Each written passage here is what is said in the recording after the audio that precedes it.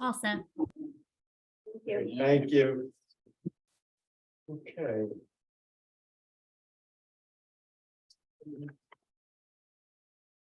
Okay, so I'd like to call the March 27th East Line Board of Ed regular meeting to order. If everyone can rise for the Pledge of Allegiance. I pledge allegiance to the flag of the United States of America, and to the republic for which it stands, one nation under God, indivisible, with liberty and justice.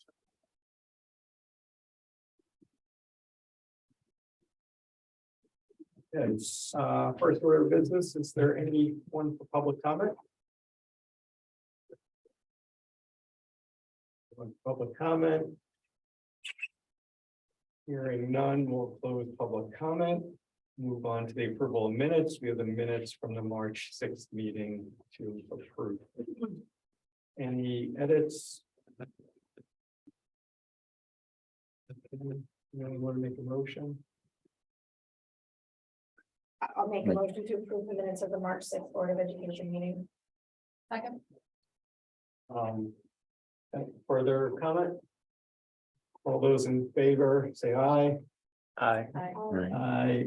For those who are, Candace, if you hear us, if you can raise your hand. Or something. I'm an I. Okay, thanks, Candace. Opposed and abstain is Joe. Okay, minutes pass. We move on to special reports. There's no selectmen today? No selectmen, no. Okay. And then we're gonna go, we have our middle school representatives here today.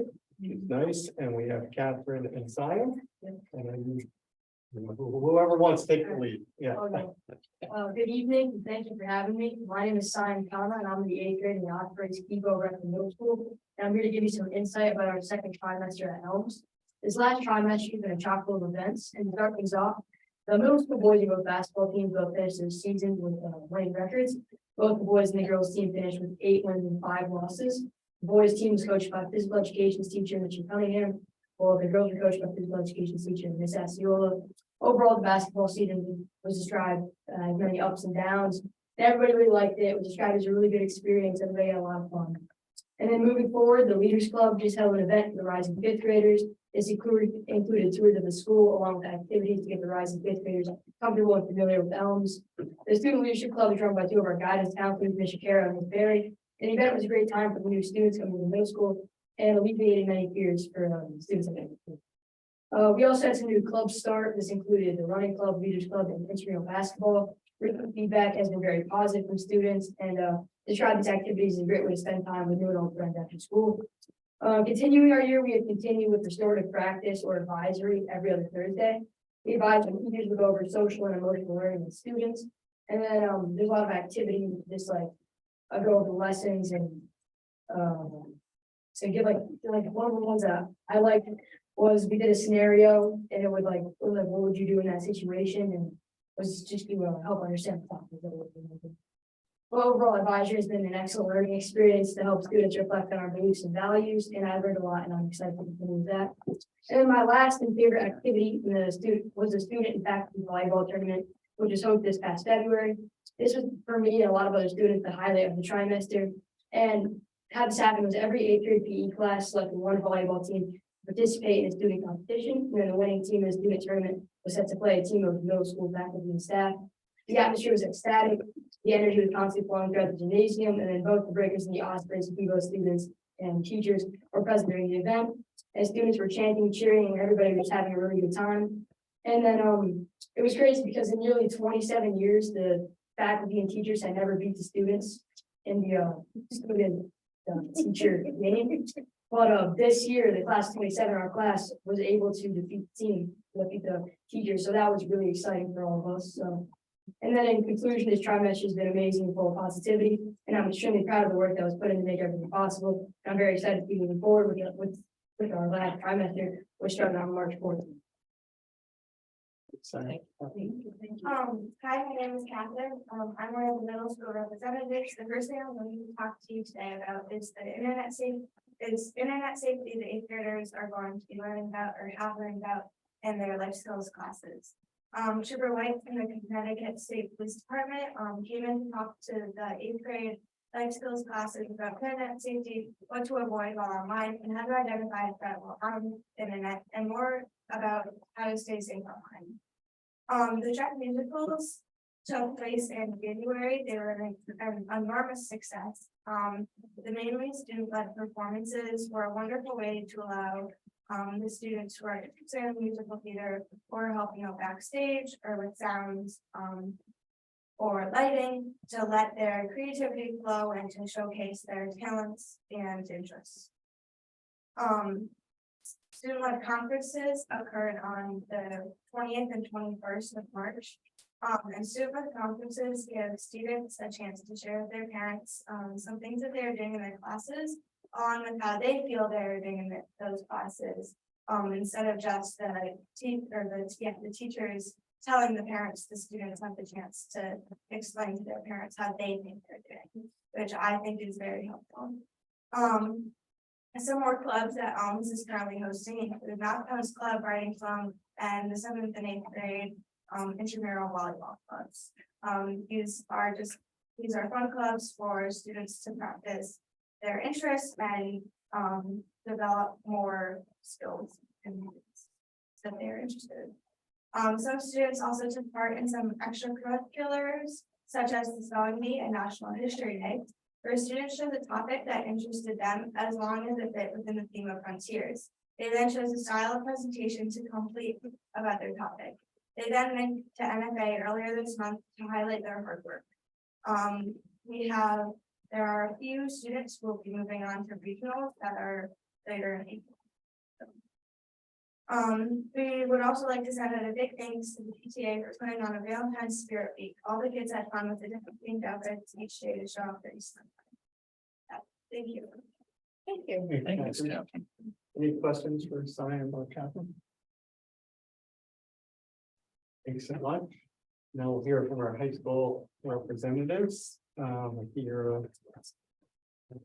I know where you go. Or Brendan, I don't know, whoever. Whichever order you guys want to go. Just some past things, so we had the blood drive and that was very successful. So now that we're taking 16-year-olds, that was actually a very good thing, and I know a lot of peers that donated blood. And that was run by Senior Senate, and we received a scholarship to be awarded on Senior Award Night in June. Spring playing unfortunately was canceled due to low ticket sales, and we discussed that as Senate's, but we think that it was just a little bit too close to the ball, which was February 24th. Marching band had their time sale on March 18th. National Honor Society had their lip sync battle, and that was very popular, which was in the auditorium. It was about 8 teams, and there's a good showing, and it will be more popular in the next few years, we think. There was comedy night at 9 AM Sportsman's Club, and the Hypno show in the auditorium. We also had multiple art students show off their artwork at this past weekend. Students from It's the Law course visited the Connecticut State Supreme Court to overview the judicial service of their state. This past Wednesday, we had the SAT and PSATs, and the SATs was online. And I know a lot of teachers and students were nervous to go online. It's like it's my first time taking that kind of testing, but it went pretty smoothly. We did finish a little bit later than expected, so we weren't able to catch the buses, but it was pretty smooth and not a lot of kids had technical difficulties. Parent teacher conferences were last Monday and Tuesday, but not a lot of parents participated. I think that's. So, Mahira sort of covered, we're like breaking it up in a sort of new way going forward. Trying to keep like things that happened in the past, reporting out on that separate from things that are currently happening and things in the future. So Mahira sort of tackled all of the past, and then as for what's going on now and what's going on moving forward, course selections being finalized. A lot of the underclassmen are talking to counselors, having meetings with them. I'm sure 8th graders are getting towards that point as well. Spring break is in 2 school weeks. A lot of students are getting excited for that. And then, you know, as goes along with breaks, there are a lot of tests the week before, so a little bit of stress revolving around that. We had students on the National Science Bowl team qualify to go to Washington DC for nationals, and I think that's going to be sometime in April. Late April, early May. And we have our string showcase concert. I actually came from rehearsal. It's going to be tomorrow night at 6 p.m. French Honor Society inductions are going to be March 30th, 7 p.m. in the library. East Lyme Scholarship Association interviews. The actual deadline for the application was due last Friday, but the interviews are going to take place during during April. The Triumph recital is going to be right after we come back from spring break, April 20th in the auditorium. And then we have a talent show about a week after that, 28th again in the auditorium. So a few other things were sports injury group and sort of athlete mental health group was formed recently by one of my classmates, Katie Texera. This Wednesday, East Lyme Registrar of Voters is going to be visiting during advisory and helping juniors and non-registered seniors get registered to vote so that they can participate next November. And a few of dozens of fundraisers that are going on right now are the Bikes for Vets doing their flags around the track. You guys might have seen those last year. The Rotary Club's food drive is going to end on the 31st of March. Boys Lacrosse Dine Out at Iliano's, as well as a taco fundraiser at Moe's. Best Buddies has a Snap Raise fundraiser going on. It's Snap Raise. It's sort of I guess it's a similar site to GoFundMe. Okay. People donate and there's a leaderboard. They make it fun. And then we have all sorts of Project Grad fundraisers, including comedy night, hypnotist show. They have signs that they're selling for front yards, cash raffle, many more. But all those fundraisers and a lot of the information that we shared out about tonight is available on the weekly newsletter sent out by Ms. Hunt. So if you need any more information. I had a question. Didn't really catch exactly the details. You said there's a mental health for athletes. So what is it? It's a club for injured athletes and their mental health. Oh, for injured athletes. Injured athletes struggling with mental health. Okay. I haven't gotten a chance to go to a meeting yet, but I'm supposed to go to one this Thursday. And who organized this? I don't know what teacher oversees it. One of the school counselors and the school nurse. Okay. Simultaneously? Both be there? Well, the school nurse from the injury perspective and the school counselor from the That's perspective. I see the flyer every week on the newsletter. That's a great idea. The question. I have just a quick question, Ben, does anyone know how much they made on the rummage sale? I was wondering that too. Yeah, I don't know if there was a final number. They had a lot of stuff. Yeah, they had quite a bit of stuff in the comments here. Yeah, I'd have to ask one of the members of the band. I don't even know if they've tallied up all the money that they've made yet, but You really do that, ask them how much they make on bottles, I would be curious. So the bottles are something different. I mean, I know, but I'm like religiously take mine all the time. No, thanks for donating. Oh my gosh. Yeah. So- Yep. Even more when it goes to 10 cents at the bottom.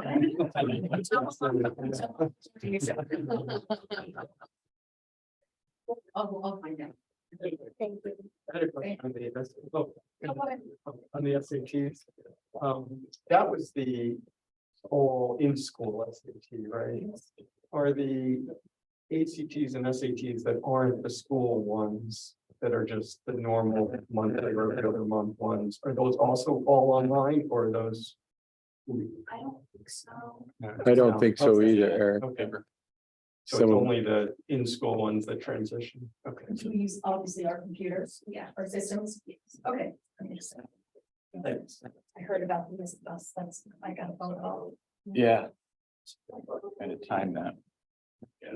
It's, the half day seems like a good idea because most students are finished up by that time, but Deb and I were talking, it's a very, very tight. Like just a few minutes and you've got a delay, so. We're gonna come back around the table and talk about, potential adjustments for next year.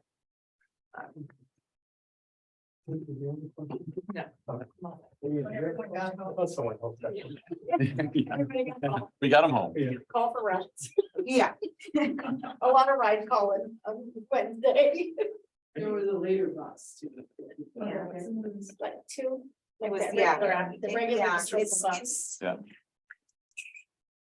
We just had an extra half hour. I know. It'd be so great. We don't Like, get. if you were it's the bus that- faster, you would have called that bus. I'm sure, and I know, I'm sure Miss Kelly has some ways to problem solve it, so we'll figure it out. One kid stressing at the end of that. It's just one. test.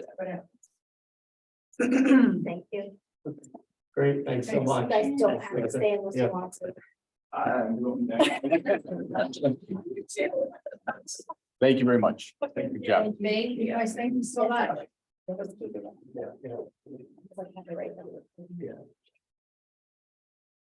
Okay, so that. What was it? That's what we learned about the select round. So they lowered the age to 16. Mhm. Wow, how many, do you know how many people that's? Quite a few, but I think there was a handful of kids too that showed up, wanted to donate, but couldn't for whatever reason Yeah. because of You don't weigh it the out. wire or whatever. Yeah. Yeah. Yep. So, but it was a good turnout.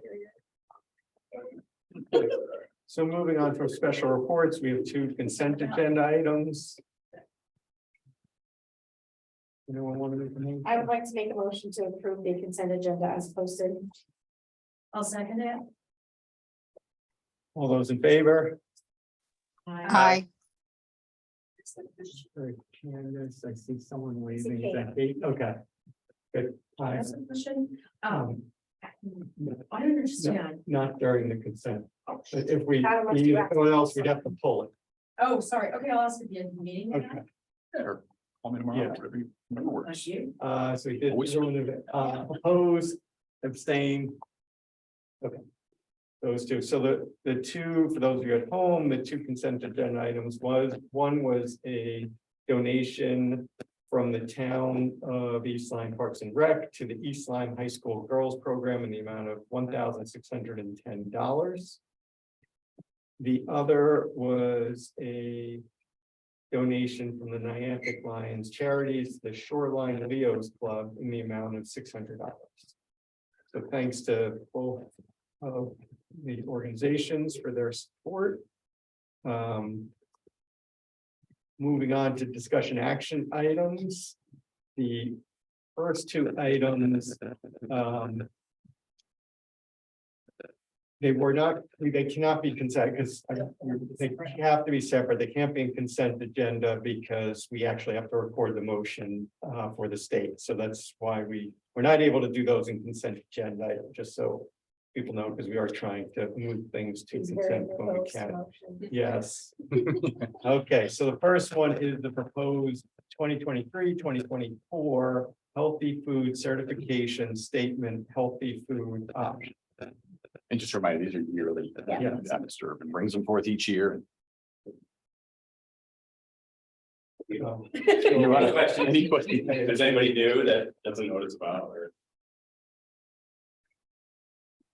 All right, I would like to make a motion pursuant here to we the go. Connecticut General Statute, section 1021(5)(f), the East Lyme Board of Education certifies that all food items offered for sale to students in the school under its jurisdiction, not exempted from the Connecticut Nutrition Standards published by the Connecticut State Department of Education, will comply with the Connecticut Nutrition Standards during the period of July 1, 2023 through June 30, 2024. This certification shall include all food offered for sale to students separately from reimbursable meals at all times and from all sources, including but not limited to school stores, vending machines, school cafeterias, culinary programs, and any fundraising activities on school premises sponsored by the school or non-school organizations and groups. Candace seconds. Thanks, Candace. Further discussion? All those in favor, say aye. Aye. Aye. And Kate said I got that as well. Opposed, abstained. Okay. And then motion passes. So then the next item is the proposed 2023-2024 healthy food certification statement, food and beverage exemptions. Any Looking for questions for before. Chris? All No. right, I would like to make a motion that the East Line Board of Education will allow the sale to students of food items that do not meet the Connecticut nutrition standards and beverages not listed in section 10.221Q of the Connecticut General Statutes, provided that the following conditions are met. 1, the sale is in connection with an event occurring after the end of the regular school day or on the weekend. 2, the sale is at the location of the event, and 3, the food and beverage items are not sold from a vending machine or school store. An event is an occurrence that involves more than just a regularly scheduled practice, meeting, or extracurricular activity. For example, soccer games, school plays, and interscholastic debates are events, but soccer practices, play rehearsals, and debate team meetings are not. The regular school day is the period from midnight before to 30 minutes after the end of the school official school day. Location means where the event is being held and must be the same place as the food and beverage sales. Okay. Candace seconds. Thank you. Further discussion? All in favor, say aye. Aye. Good. Candace, aye. It's an aye.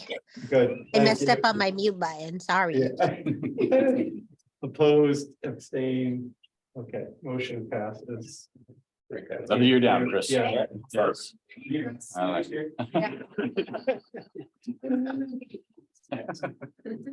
Okay. Thank you. Our next topic is a discussion and a presentation for the combined heat and power proposal for Elms. And Chris, you're gonna walk through. Yeah. So in our endeavors to reduce our cost of energy, we looked at opportunities to produce our own energy.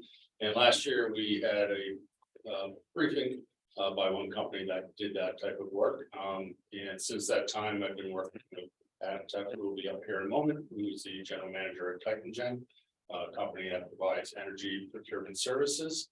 And we've been looking at a solution to install a combined heat and power system at the middle school. I'll let Adam talk all about it, and we'll be happy to answer questions when we're done. Thanks, Chris. As you all now know, I'm Adam Sepp, General Manager of Titan Gen. I have a presentation here that I'll walk you through that'll describe the process that we followed. And I'll give you a little bit of context around the technology that we're recommending, how we financed, et cetera. So you go to the second page. I'll just go over this quickly because it's yeah, that's okay. So just a little bit about Titan Energy real quick. We're founded in 2001. We're a full service energy management company located in Hartford. I've been with Titan for 13 years now, and I manage Titan Gen, which is responsible for the on-site energy generation projects that we do. So that can usually include solar, fuel cells, battery storage, and generation. We are the CCM energy procurement partner. That's a role that we've had since 2018. So the Connecticut Conference of Municipalities put out an RFP to select a company like Titan to help manage projects just like this. So our experience with municipalities and on-site generation projects at facilities, like the middle school, pretty deep. We work with about 40% of the towns here in the state. So been doing it for a while, and I feel like we've seen it all and done it all. So we go to the next slide. I'm going to give you even just a little bit more context than this too. So The process that we ran was to put out an RFP to make sure that we were looking at multiple vendors, different technologies. All with the same, overarching idea of cogeneration at the middle school. Just making sure that we were really testing the market to see, what was out there, what the pricing looked like, and how we would ultimately present that under a power purchase agreement for East Lyme Public Schools. So we ran that process. We had 3 vendors come out to the site, hosted the site walk. Everybody had a chance to look at the facility, ask questions, make sure that everything that they were going to propose would be feasible with the site conditions. Everybody had a chance to take a look at utility bill data, familiarize themselves with the actual cost structure and usage for the facility. And then we had a question and answer period. So anybody that had questions after the site visit, they had an opportunity to ask us, and we shared those answers. So, a thorough process meant to really introduce competition, make sure that everybody's pricing was good. And that we had, the kind of full spectrum of ideas and technologies that we could work with. And then I think this might be helpful too, because a lot of folks aren't really familiar with what cogeneration is. So I know you've had the presentation before, probably a couple months ago, but I'll just give you a quick overview again, what we're talking about. So cogeneration is really a boiler and a generator in one box. Natural gas is the fuel. There's an engine inside the box. Much like an internal combustion engine on your car, except it runs on natural gas. Instead of spinning wheels, it turns a generator. So you're creating electric power while the gas is going in, and you're capturing waste heat off the engine block. So it's acting as a boiler in that sense where you're utilizing that waste heat. So if you think about a traditional power plant that would have a big turbine or engine, all that waste heat's going out and stack up into the atmosphere. So it's not being utilized. It's not necessarily an efficient way to create power, but it's one that through the last 100 years has, it's just a system that we've built up and relied upon. So if you think about having a power plant right on your site, nothing's going to waste. So you're utilizing the waste heat, you're utilizing the energy on site. And the idea is doing that in a way that's more cost competitive than just simply sourcing electricity from the utility. Small footprint in the equipment. Maintenance is fully covered in the proposal here, but just want everybody to know, like as they're visualizing what we're talking about here, size of a boiler, it's got an engine, generator, captures the waste heat, and that's really all that it's doing. Nothing terribly complicated, just a little bit outside the realm of what most people. So when we constructed the RFP, really the idea was, how do we find the right intersection of qualities in the project? A lot of that has to do with, utilization of both the waste heat and the electricity, and can the building use what the system can generate? The reliability of the equipment, the installer experience, the installer's ability to perform maintenance over time, and the overall cost of the project. So, we created a matrix around those concepts, ranked the vendors, and that's where we came up with the conclusion that the maximum financial benefit for the school is from a company called Controlled Air. They are based in Brantford. They're an HVAC contractor. They're actually owned by the equipment manufacturer, Yanmar. So, they've got a lot of experience in this field. They're local to the site, more or less. And from a technical perspective, we really like the idea of having 3 smaller systems as opposed to what other vendors were proposing, which was just single systems. If any of these systems have to go down for maintenance and you only have one, if it's off, it's not working. If you have 3 smaller units that create kind of a whole, do maintenance on individual machines without losing the benefits of all. Yanmar is also 100-year-old agriculture engine company. They make heavy equipment, engines of all different kinds. So they've got a long track record of existence building equipment like this. And we have that straight line back from the installer to the manufacturer of the equipment, because Controlled Air, I think within the last year, was actually bought by Yanmar. So like I said, they're a Connecticut-based company, long track record of doing this kind of work. We've worked with all three of the vendors actually that came to the sidewalk, so I have familiarity with all of their equipment. They were all, we tried to really get everybody apples to apples, make sure that, everybody that showed up to the walkthrough is top tier. Which is the case. We have done a project with Controlled Air where they've installed EMR equipment, it's worked out really well. I've heard other good things from the marketplace, their performance too, so. So when we got the bid results in, we had 3 different projects. We ranked them and we basically controlling for everything else to make sure that, there weren't any outliers one way or another, good, bad, or otherwise.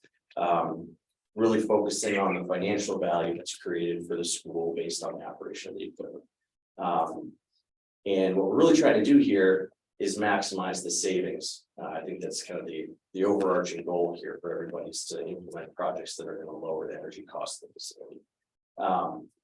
So what we propose, and one of the things that we do is we finance the equipment as well. So through a power purchase agreement.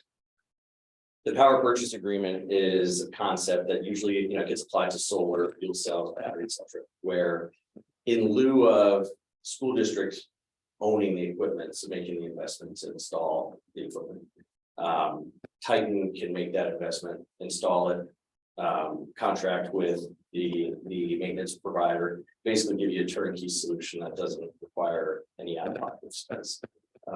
These projects can be on a relatively pricey side, so we find it is a good way to kind of strike the balance between giving you financial benefits from the project without requiring large out-of-pocket expense upfront. So the power purchase agreement really just means you purchase the electricity that's created from the system at a set price over a period of time. Natural gas meter stays in the school board's name, much as it is now. And that's how we, recoup our investment on the project, is through the sale back of electric power. So the future, actually, I didn't include this for brevity's sake. We put together some charts that Christian and I went over to assess, okay, you have your current energy profile, your future energy profile. What does that look like when you have the cogen system creating electric power and heat? What does that do to your Eversource cost in any particular month? So that was a big part of the analysis, but the cost profile is what we've included in the next slide. So you can see on a current state basis to a future state basis, what the economic benefit is back to the school. So the easiest way that we find to give folks a sense of what the project will do is we'll spell out your current state, which is simply just your electric power, your natural gas usage. What is that costing you now with the way that you're purchasing power at the present time? Fast forward to the future state, you still have electricity use because the system is not designed to take you off the grid or to produce every kilowatt hour that you need necessarily. What we want to do is try to size it primarily to the thermal load, so that way we're getting full utilization of the waste heat that comes off the system. If we sized it larger than that to say electric follow and meet the entirety of your electric need, then we would ultimately end up venting a lot of that heat, which is just waste. So we're going to try to avoid that as best we can. So that's why you see in the future state, we still have an annual utility kilowatt hour use, but you do now have a line for the CHP. So that's the combined heat and power or cogen produced electricity, certain number of kilowatts times the pricing, the PPA pricing.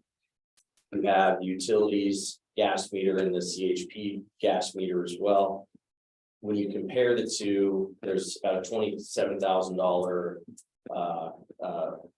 reduction in the cost when you compare your current state to your future state. So, just shy of $28,000 a year in savings. And next. So just based on where we are today, some next steps on the project. I think between Chris and I, if the project's well received and we're gonna start to take some next steps. We just want to lock down the exact location of the system, make sure that all the drawings are good and suitable for everybody. And then, selecting a vendor for the project, obviously, and we would go out and secure that PPA financing for the project. Basically, we would turn to our lenders and get the debt in the project.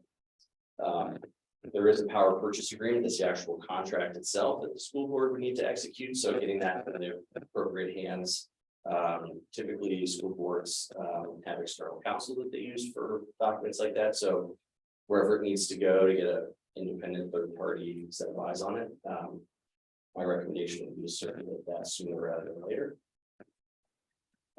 When the PPA gets executed, that's when we would enter the engineering, procurement, and construction phase of the project.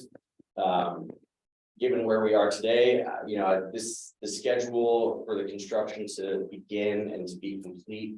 I caveat this just with, that's predicated on how quickly we do the other steps. So in a perfect world, the idea would be have the system installed prior to when the heating season starts. That way, you're not relying heavily on your boilers. You wouldn't have to bring in supplemental boilers while we did the construction. So having the system installed by fall or by the spring of 24 would be the best. If it went to the summer, that's not an issue either, but we really don't want to be doing the installation here in the dead of winter. We want to leave the boiler system alone and do it. The only other slide deck I have is just a snippet from Controlled Air that I thought would be helpful for everybody, but before. Oh, sorry. It's okay, no, it's okay. Does anybody have any other questions about the material that I covered so far? Through a lot of it. I think there's probably a lot of questions. Okay. Yeah, why don't we stop, let's stop there and Yeah, go, because we talked about this a while back, but I'll bring it back forward. Yeah. yeah. Yep, And just, before we get to that, could you go to the second presentation, just the diagram of, Yeah, sure. just so you, I think if you just cover that, that'll be enough. Okay, so second page, I think is good. there you go. This one? Yeah. Yeah, I don't know why that bars, it doesn't look like that. I don't know where it's blocking. I'm sorry. that's okay. So I think this picture is helpful. It gives kind of an X-ray view or a inside look at what's going on in the machine. Now there would be 3 of these side by side because this is a 35 kW system site has 3. We need 3 for the middle school. Exactly. Yep. Okay, thanks.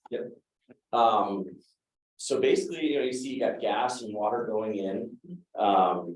The engine combusts the gas, the waste heat's captured, it's sent through a heat exchanger, brought back into the building through the main heating loops that you have here. Meanwhile, the generator inside's spinning, creating electrons, and that's going back out to the building as well. So again, it's the simplest way to think about it is a generator and a boiler in one box. There is there's a fan system on top to help keep it cool. But otherwise that's all that's in there and that's what it does. The benefits again, just lowering your electric bill, right? So we want to try to create cheaper electricity, cheaper heat through the use of a system that's on site instead of pulling from the power grid. Or relying as much on your boilers. So boiler usage is going to go down because we're creating waste heat with the system. Another real key, I think, to this project is, we've seen over the last years a lot of volatility in the cost of energy. So having a power purchase agreement in place for 20 years, which is the length of power purchase agreement. Should help take a significant part of the electricity cost at this site and make that more predictable. The idea would be saving money now, of course, but also keeping that low as volatility kind of hits the rest of the market. Cost control, cost reduction, etc. The systems are small footprint. Very low emissions. They actually qualify for renewable energy certificates through the state of Connecticut. It's a class 3 renewable resource. Class 3 being kind of what I would call light green, because it's using natural gas. But on an efficiency basis, it's about 30% more efficient than pulling power in from the utility grid. So from emissions perspective, it's definitely a benefit. Why don't we, why don't we open Yeah. up for questions? Did anyone? I think we all wanna do. start? We're start. Let's start Esteban. Bill, go ahead. Sure, all right. Quick review. I remember last time there was a presentation, I were asking about a few different things. So one, we currently have backup generators. This would not be able to support any power outage situations, right? The way that it's set up, we'd still need the backup generators and all of that. Is that correct? Do I remember that correctly? Right, so to set this up to provide backup power would add a fairly significant amount of cost, so it would increase the PPA rate. Okay, So so that's just, I just want to make sure I remember that correctly. The other part was, all right, we currently have circulating hot water essentially. Is that the way the system works? Are they, so this means we're going to keep our existing circulation system on hand and then would we be maintaining the boiler for backup? Would the boiler be working to some lesser degree? Okay, so, Yeah. so we'd still be using the boiler. So that would still need to be maintained and, okay, One thing about that, though, I think it might be worth mentioning is that the boiler would kick on like during the winter months only as sort of like a peak demand for heating. So they would be effectively off about 6 months of the year. and the purchase agreement is still, we still are dealing with paying for the natural gas, which can fluctuate as well, right? So that's not like, we don't have a fixed cost for set amount of time. If something happens to the price of natural gas, Right.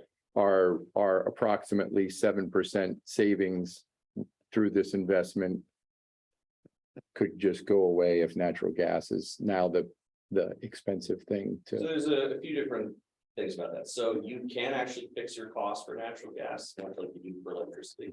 You can't do it for any longer than a period of 5 years. So that's the maximum time you can go. So that is an option if you want to try to hedge there and make sure that those costs stay level. One thing that's interesting about the way that the New England electric and natural gas markets work is that they tend to move hand with each other. So as natural gas prices rise, electricity prices tend to rise too. We can do about 50% of the electricity generation here in Connecticut from natural gas. So if one rises, the other is likely following suit. So if gas prices did go up, that likely means that electricity prices are on the rise as well. It would be insulated at least by about a third or so by the cogen. And this is not a total, so this is not like a total solution, if you will, for the building itself. There's still a significant amount of Eversource electricity that you're going to be sourcing. The way I tend to encourage people to think about this as you're taking a portion of one facility and you're basically fixing that and insulating yourself from that volatile natural gas piece. So you have to choose to fix that cost over time. But it's just, it's a piece of a kind of a bigger puzzle on how you manage your energy costs. It's not an all-in approach, it's more of like a just partial hedge is what I would call it. and the other thing, and just to make sure I understand your company and how, so your company is basically getting in the business of providing energy, being an energy provider and taking a cut, yet saving your customers a percentage. And you're looking to do that with whatever the technology that fits in that given situation. Is that, because you said you looked at other companies, but besides this particular solution for us, and just give me an example of some of the other solutions you've put in place elsewhere, and you're basically managing their energy costs and Sure. taking a cut. Is that? Yeah, so the idea with the PPA is you really have two options when you have a project like this. You can fund the project yourself or a third party. total project cost in this is about $700,000 or so, so it's a fairly significant upfront cost for folks, so. 95% of the school districts that we work with usually go for power purchase agreements because you can still get a really good healthy benefit. And save that money for something educational related. And we earn our return on the project by selling the power back. That's our revenue stream. What's interesting about this is that most of the projects we do are actually solar projects. Cogeneration can be a really good fit for a certain number of, kind of a specific profile of a type of building where you have that need for the waste heat. So in terms of cogen anyway, we have projects in Watertown, Southington, the Riverbrook YMCA in Weston, and down at Mary Wade Home in New Haven. So, we've got about 5 or 6 of these sites that we've done power purchase agreements for.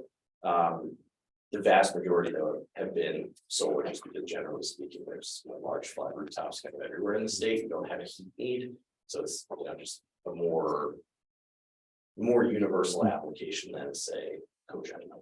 I'll jump in. Yeah. So I also put some restrictions on what Adam would look at, because you did, as have other companies have approaches of middle school roof.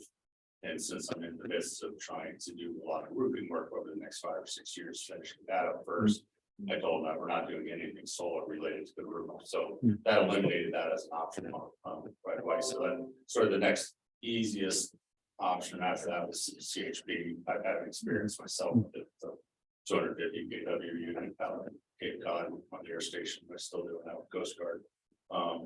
Reliable, a lot of different places using it now.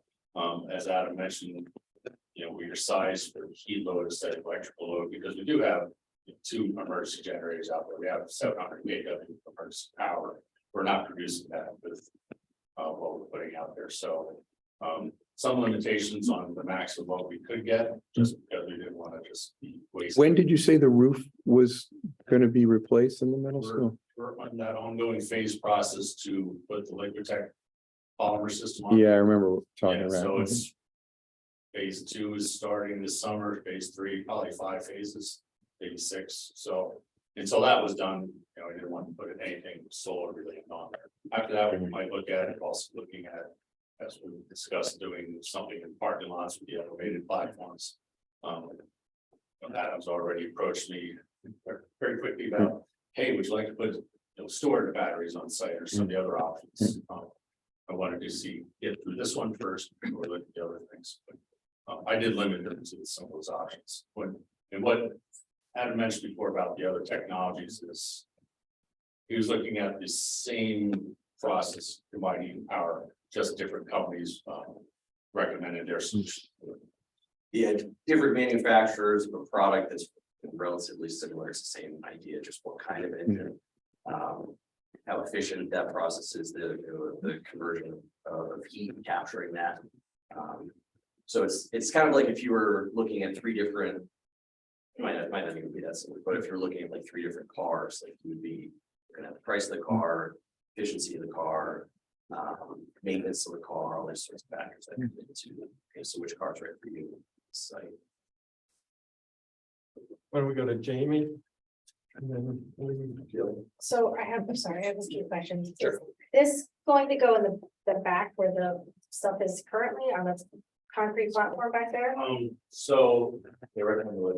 do happen to know where William Kelly, or no, Shane's office is on the bottom floor? Okay, No. backside of the building, Yep, facing the, swings Little over leagues. here. so closer to the Little League fields, Okay. I guess it's a softball field. Yep. That's the entrance to the boiler room is under there. You can also get into vice principal's office. And one more key to that side, so Yes. there's a grassy area right outside in that area. These are really, really quiet. Just that. They're What's the noise level? It's really quiet. As far as they go, just have your hand on something. To see if it's working. Okay, and then I have a couple more questions. Do we have any upfront costs? No. That was part of the idea of how we structured the RFP. To have it so that, the vendors would propose turnkey projects, so the school district wanted to own those, it's fine by us. Or, we would run it through the PPA model. That would make sense. And what is the life of the contract? Are we, like, I own my solar panels, but I owe $50,000 on them, so once I pay that, I don't owe anybody and everything's mine.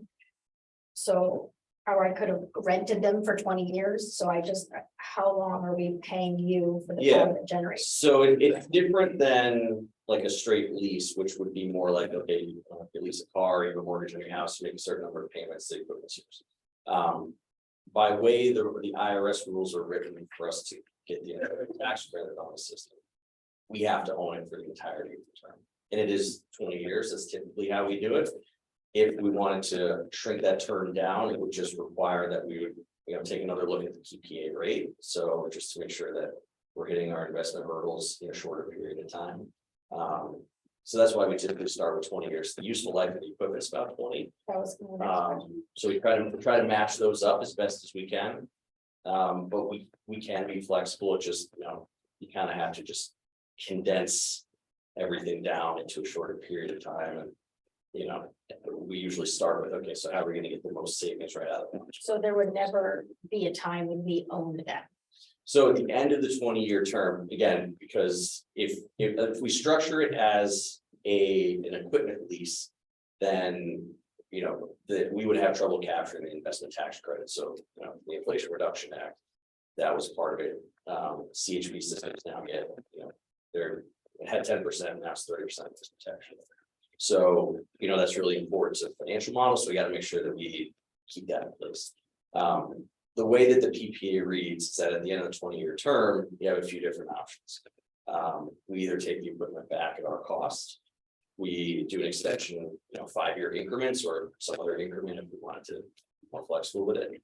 Or the school district could purchase the equipment, but it's at the end of its useful life. So I don't know how much that will make sense.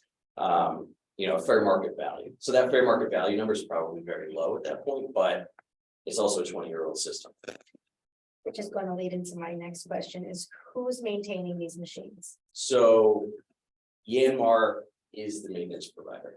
So if they break down or need a cleaning or whatever such nonsense happens, I don't know. I've never had one, so I don't really know what kind of maintenance goes into them. Do they clog? Do they? It's like maintaining a car, more or less like maintaining a car. So we would hire Yanmar to do the maintenance. And basically the maintenance on these things, there's kind of like your car, there's pre-scheduled maintenance and then there's unscheduled maintenance. One of the good things about the power purchase agreement model is that if the system's not running, we don't have any electricity to sell you and therefore our tax bills gone. So we're very motivated to make sure that the system runs. Yanmar also gets paid by the run hour. So if the system's not running, they're not collecting a check either. So there's a lot of alignment between the site, the system owner, and the maintenance provider to make sure that if there is scheduled or unscheduled maintenance, that the machines are back up and running. Who's paying Yanmar to maintain them? Yes, you are. And I think that I'm done. Jamie covered my big ones for around maintenance, which was great. Thank you. And then the noise piece, I must not be remembering correctly because maybe there was a different presentation where the noise was a big concern. The other company. That was a different company. Okay, great. The Yeah. fuel cell issues, yeah. Yeah, they have different noise ratings and stuff, Okay. so the Yanmar equipment is the quietest in the group, which was one of the other factors as we were looking at, okay, so. Got it. Thank you. Which is Yeah. gonna make the most sense. Thank you. Okay, I just have a couple of questions. Yeah.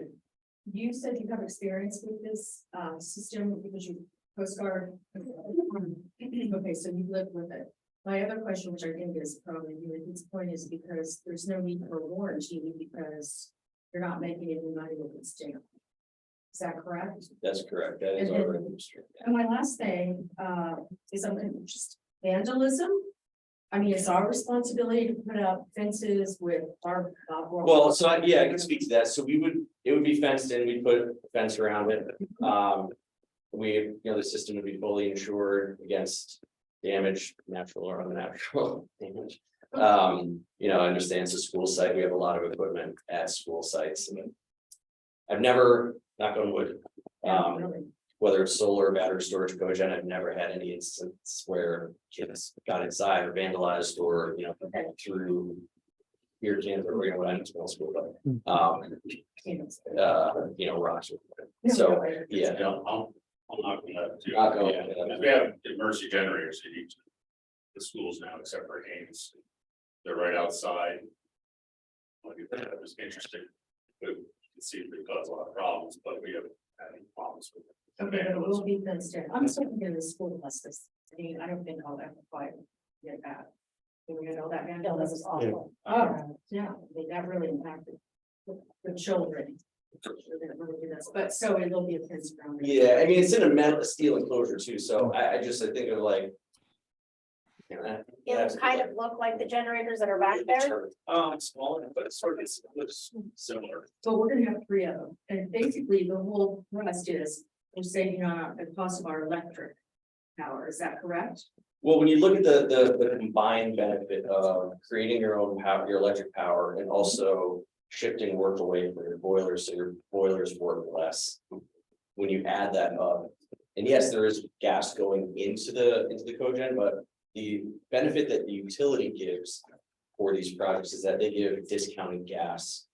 So you'll have a dedicated meter specifically for the cogen, and basically what they do is they take the transportation costs, not the gas cost itself, like the actual commodity, but the pipeline charges to bring it there. And they instantly rebate those. And that's the way that the utility incentivizes these programs. So that's like more on the site facing side. Okay. One more question, the boiler system we have, is that hot water baseboard, is that what it is? No, it's at the middle school that's piped through the various HVAC type systems, Okay. boils, fire, across the boils. Thanks. And Kate has a question, then Candace, if you have any questions, so we'll go to Kate and then Candace. Just real quick, thank you for the presentation. Just wondering, it says low emissions, and I'm just wondering, and you said it meets SCAQMD quality standards. I don't know what that means, but can you speak briefly to that? And how dangerous is that? Yeah, so basically it's the same equivalent emissions like oil. It vents outside, vents up. It is an internal combustion engine. It's basically an engine that's running about 1200 RPM, all day. The emissions, any of the exhaust gases are vented up and out. So there wouldn't be, there's no equipment inside that would have to go outside and basically would act the same as your boilers. I just don't want it to be a hazard for our staff or students and, having them breathing in carcinogens or toxins that could be damaging to their health. That's my concern. Yeah, no, I totally understand. There are emission scrubbers and stuff too in the equipment, so it's, and this is part of why, like, the state of Connecticut treats it as, like I said before, like a light green technology. The emissions are very, very low. They're not quite on par as the same as like a fuel cell, but they're fairly close. And it wouldn't pose any threat or hazard to anybody in that area in terms of the systems running, fumes and things like that. I mean, they'd be set back from the building and everything would bend up and out. Okay, and then the second question I had was, it says compact design, but I don't have a sense for how big it is. Yeah, so that tape, I don't know if this is gonna help you very much. I'm not sure what you can see, what you can't see, but one machine is Bigger than a bread box, Yeah, oh, sorry, say it again. bigger than a bread box. It's a bread box, yeah. Yeah, so I'm sure you've been in this room a million times. You take one of these tables, that's about the footprint of one of the machines. Double the height. Double the height, yeah. So about. So 6 foot by 6 foot by 2 feet, Yeah, 2 feet wide. you can put a lot of bread in it. Okay, thank you. On red, I like that. Candace, do you have any questions? Candace, we I do can't- not have any questions. Okay, thanks. It's a little hard because we have the presentation up. It's a little hard to see people. So thanks, Candace. So one quick question. Okay. So, Yep. so the per kilowatt cost, I see at 15 cents. Is that fixed throughout the 20 years or is it gonna fluctuate or? So there is a 2% escalator in the cost, the PPA cost. The reason we have this is because our costs are going up. The maintenance accelerator that we have with Yanmar is about 3.5%. The insurance of these things tends to go up a little bit every year. Property tax, you know, that descends, which is good. That's how the PPA is written now. And then, you know, the idea is we don't want to outpace, you know, Eversource, right? You know, we want to try to keep it on par so that that spread between what you pay on the one hand from Eversource and what you pay from the cogen is, you know, one's not wildly getting out of pace with the other. I mean, I guess it's not such a bad thing if Eversource, you know, they escalate more than 2% every year. They tend to escalate, you know, at least by that much every year, so. Try to cap it there. I have a few questions as well. So maybe you can, I just want to make sure I understand, as the price fluctuates on natural gas, how does that impact our, like that 27,000 or whatever of savings? If natural gas prices go down, how does that impact? If natural gas prices go up, how does that impact that? Sure. So, you know, the feedstock of the machine being natural gas, and that's obviously a big factor. What we do for most of the sites, unless we're in a falling market, which, so maybe this is helpful too. So the CCM energy purchasing program, it is East Lyme uses that program. So we every couple of years go out to bid, fix your electric price. We can do the same for gas. It just depends on, you know, what kind of market environment are we in? Is our prices rising? Are they falling? And how do you control that? So basically the same way that we control electric costs is that every couple of years.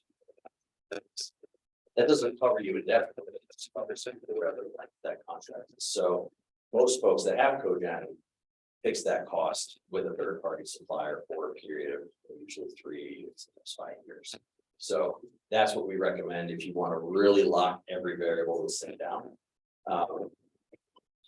You know, if the cost of gas goes up, you know, cost to run your boiler is going up too. If the cost of natural gas goes up, electricity prices are likely following too. So there's definitely a correlation between the two. But falling natural gas prices is certainly a good thing. That hasn't really been the case for the last 2 years. You know, we've seen it kind of settled into a new normal of energy costs, which is, you know, a little troubling. You know, so it's giving rise to higher electric rates, a lot of volatility in the market, but that's the solution, is to fix that cost. So, but if we don't, so one of my questions is gonna be, tell me what risks do we have, but I just want to bottom this one out first. So if we don't lock into some fixed 3-year, 5-year agreement and prices go up, there's a chance that our 27,000 margin that we're the value, I guess, of the 20. That's entirely possible. I mean, that's entirely possible. So if your cost to operate the equipment increases, you know, it could have a negative effect district-wide, really. That's something that we like to try to help avoid as best as we can by fixing those costs. But it is a risk. I mean, unless you do something about it, like fix the cost, you do have that volatility in the market, which could swing the performance, you know, of the cogen. Yeah. And really, you know, every gas meter in town, on the Board of Ed side too. So it's definitely a risk. Okay, and then how quickly is this technology? So we're talking about using this for 20 years, but is this technology, that's a long time. I'm not overly knowledgeable in Bill's I don't, I wish I knew more. Yeah, but if this technology is like, so we lock in for 20 years, 20 years actually sounds like a long time. Because technology is evolving, especially in this space, as costs go up for utilities, more people are investing in technology to, so. What risk, so that seems like a risk that we're kind of locked in for 20 years, right? If there's new technology that comes out that's better than this in 5 years. What happens? Or Yeah, talk I mean, about that, you know, this is, and I certainly, you know, I appreciate the question, I get it a lot. And, you know, the most honest answer I can give is, I don't know beyond year 5, year 10, where things are going. My sense of things from how, you know, normally when I'm putting projects together, it's usually like a district-wide type thing where we're going building by building and trying to assess, like, all right, we know what tools we have in our tool belt here for generation. It's solar, it's battery, it's fuel cell, it's cogen. You know, how do we mix and match to try to make sure that, you know, we're putting the right stuff in the right places where you're going to get the most life out of it for as long as whatever contract it is, if it's 10, 15, 20 years. Our best assessment is that from a heating perspective, because I always try to encourage people to think about, like, cogen is really a boiler first and a generator second. A lot of people think of it the other way around, like they're getting electricity. But it's really kind of the other way, because it's sized to meet your heat load. You know, I tend to think of electricity as a byproduct because I'm hyper focused on these projects, looking at the heat utilization. And we try to extrapolate out, like, okay, so what's coming down the pike for new, you know, technology that's going to heat a building, other than like electric, heat pumps and things like that, you know, or geothermal as another. I see those as being integrated into new buildings more than I see them being retrofitted or trying to retrofit a building that's designed for a hydronic loop to then turn that into a geothermal site or something that's using, you know, electric heat pumps. So I think of it kind of like, well, are you going to be in this building for 20 years? Or some increment of time that kind of makes everybody happy, like on the PPA side and on the facility side. And how else are you going to create that heat? Unlike, you know, electricity, which is kind of like, okay, I mean, we've done sites where there's, you know, fuel cells and there's battery storage and there's solar and all this stuff. And, you know, that's not really what we're working with here. So my best assessment here is, like, you're probably going to be heating this building with natural gas for the next 10, 15 years. We're going to see a lot more electrification for buildings, but it's going to be on the new building side. So new construction, we're seeing a lot of schools that are built right out of the box with geothermal, with electric heat pumps. So basically the whole building is electric. You're not using much gas at all. And those buildings tend to have battery storage and solar and things like that to help kind of meet that. Cogen's not even needed there. So I think you get a long, useful life. I mean, from an efficiency perspective, it's already about 90% efficient in terms of the energy going in and the energy going back out. So unless you can wring out, you know, kind of percentage points on efficiency, you know, you're not going to get over 100% efficient. So, you know, there could be incremental gains there. I mean, is that common? Is it not coming? I'm not really sure. You know, the Yanmar equipment is definitely, it's top-notch equipment. They put a ton of money in R&D that way. Saves on our water heater too, you said as well, right? Say again? Saves on the life of our water heater potentially. Yeah, and the idea too is so that boilers don't have to work as hard. So, you know, I guess, you know, this is a long-winded answer, but it's a complicated question. Like, how do we look over the horizon to year 10, 15, 20? I would just encourage you to think about it. You know, this is a piece. It's kind of addressing the heating piece first, the electric piece second. And, you know, whatever else might come down the pipe, like if you replace the roofs and you want to integrate solar into the building or, you know, some form of battery storage, like you can still do that. You're not taking all those options off the table. Because you still have 1 million kilowatt hours a year to play with here with something. So, Yeah, but. Sure, yeah, Yeah. sure. I was gonna basically put out that just at the end there, because I would say that most likely if and as things change, we would add to the system, we wouldn't necessarily. Look to. Decommission that unit, we would, you know, maybe it's 90% already, but if something 95% came along, we would put that right next to it and we would get the difference out of it from that perspective. That's my perspective. As far as technology maturity goes, you know, people have been running combined heat and power systems 50 years. It's just that, you know, they become more and more prevalent. People hear more about it because we're concerned about saving that extra energy. It's very robust. You know, where the technology is changing in boilers and generators right now is in software. So maybe something would change the software device and you can do a patch without having to replace everything else. So not a lot of change in the mechanical components, at least that's what my experience. We have some different things. So it's, you know, maybe the next thing comes along is 92% efficient. Well, it doesn't make sense for something else. 2%. And these engines too, what I would say is every 3 years, these things get a new engine. So, they're built to be, you know, modular in the sense that like, okay, you can install them and line them up so you can set them as a site, but the components eventually are all going to be changed out.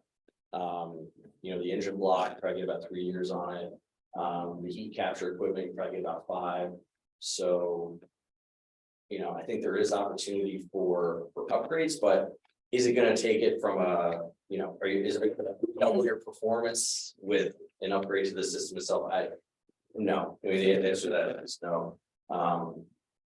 It kind of comes back to the idea of like, okay, this is a piece of a much bigger puzzle here. And I think as we go, we kind of put those pieces together. This cogen project is probably, you know, just one of many that you could do here to help, you know, kind of well around your energy plan of how, you know, if you're creating as much as you can. And when the middle school hits its 50-year recapitalization project, that's probably the time, but obviously we'll be ripping out a lot of those systems in place now and probably own geotech. Well, the water at that site, easy to do. Still be sitting at this chair. But Even me. I just want I have one more question. I think there's. I got a couple. So how much are we, so it's a controlled air in Myanmar, right? So how much are we relying on their financial stability to be around for 20 years? So Myanmar owns controlled air, and Myanmar, I'm sure, is like a multi-billion-dollar company headquartered in Japan. So I think and Controlled Air actually did provide their company balance sheet with their bid. If you wanted to, if that was the kind of thing that, you know, you had. No, I mean, and the balance sheet on March of 2023 could look very different in March of 2028, in March of 33. I mean, that's a long, you know, this is a long term. So Yeah, sure. if either of the, let's just say in 10 years, Myanmar or Controlled Air or whatever is no longer. What happens to that equipment? Is it still functional? It's usable? You would still own it? We just have to find someone else to maintain it and you'd have to enter a different agreement or what? So how's the it responsibility would be on us to find a different maintenance provider. And different companies will come in and service it, but we just, from our perspective, having the installer and Yeah. having the Okay. the OEM Yeah, be the maintenance provider is always the best thing that we try to do. Okay. If it came down to, let's walk through like the worst case scenario. If there was no entity that we could hire to perform maintenance on the site anymore, we would basically have to take the equipment back and it would be, you know, we would wind down the agreement. Right. If it was just sitting there. not doing anything. got it. Thank you. Bill, and then Did you have a question? I just have one quick question. It's kind of off topic. In regards to solar imaging. it sounds like you're a little hesitant about putting it on the roof, which I completely understand. But what is the difference, cost effectiveness versus having it on a roof? And do like, I'm thinking of West Farm Malls where it's like over the parking lot, it's drive in, and park under solar panel and you have the shade or whatever you want. I'm considering that as our next option, What, which, the parking areas. Because we have a lot of parking areas, middle yeah, school, we we have. do, that's what we're doing, and easy. And when the EPA runs out in 2028, for the solar array up here, we time to do the roof, so it's gonna happen. So we'll be looking at the next solution. So you thought about that, I think it's a great idea.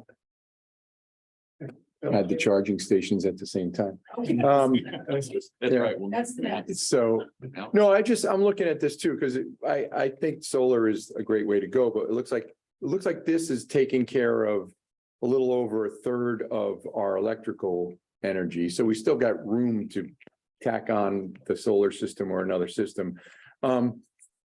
Did you say you were with this company like 10 years or the company's been 13 years? Okay. So, and you talked about the volatility of energy recently. I don't know, but it would be interesting to know you've been doing this. There are other systems like this in place, right? So, and I'm assuming you have similar agreements where there's 2% increases or whatever you've negotiated in the past. It'd be interesting to see, we're looking at approximately a 6.5% savings here. Your previous customers, did they realize significantly greater savings based on what you negotiated in the past? I mean, like 5 years ago, you put in a system, they thought they were going to be saving 6.5%. What are they saving now? I'm assuming they're saving more than what they. Well, energy prices have gone way up, so yeah, it's been. That would be interesting to know, people bought in at, hey, it's worth it for us to do it at 6.5, but most of our customers are realizing X now based on what just recent. I would think that would be a good marketing thing for you to put in there. Or maybe it's not as rosy as I painted it out. Well, the issue, the issue is that, when you're looking at where the markets go over time and long periods of time. There have been periods where energy prices have fallen fairly dramatically. So like 2014, 2015, they fell pretty significantly. They came back. And then COVID. So, you have situations like COVID, which really tanked the energy market. And anybody who signed a supply contract at that time ended up doing very, very well. Because, if you recall back then, oil was trading in the negative. I've never seen anything like it before. It's just like energy commodities were super cheap. And Eastline was actually the beneficiary of that for a long time because we put a supply contract in place kind of post-COVID that, way outperformed the market. So energy markets can surprise you, is my point. If they surprise you one way or another, it's going to impact the whole portfolio of real estate here. I guess that's kind of the way I look at it.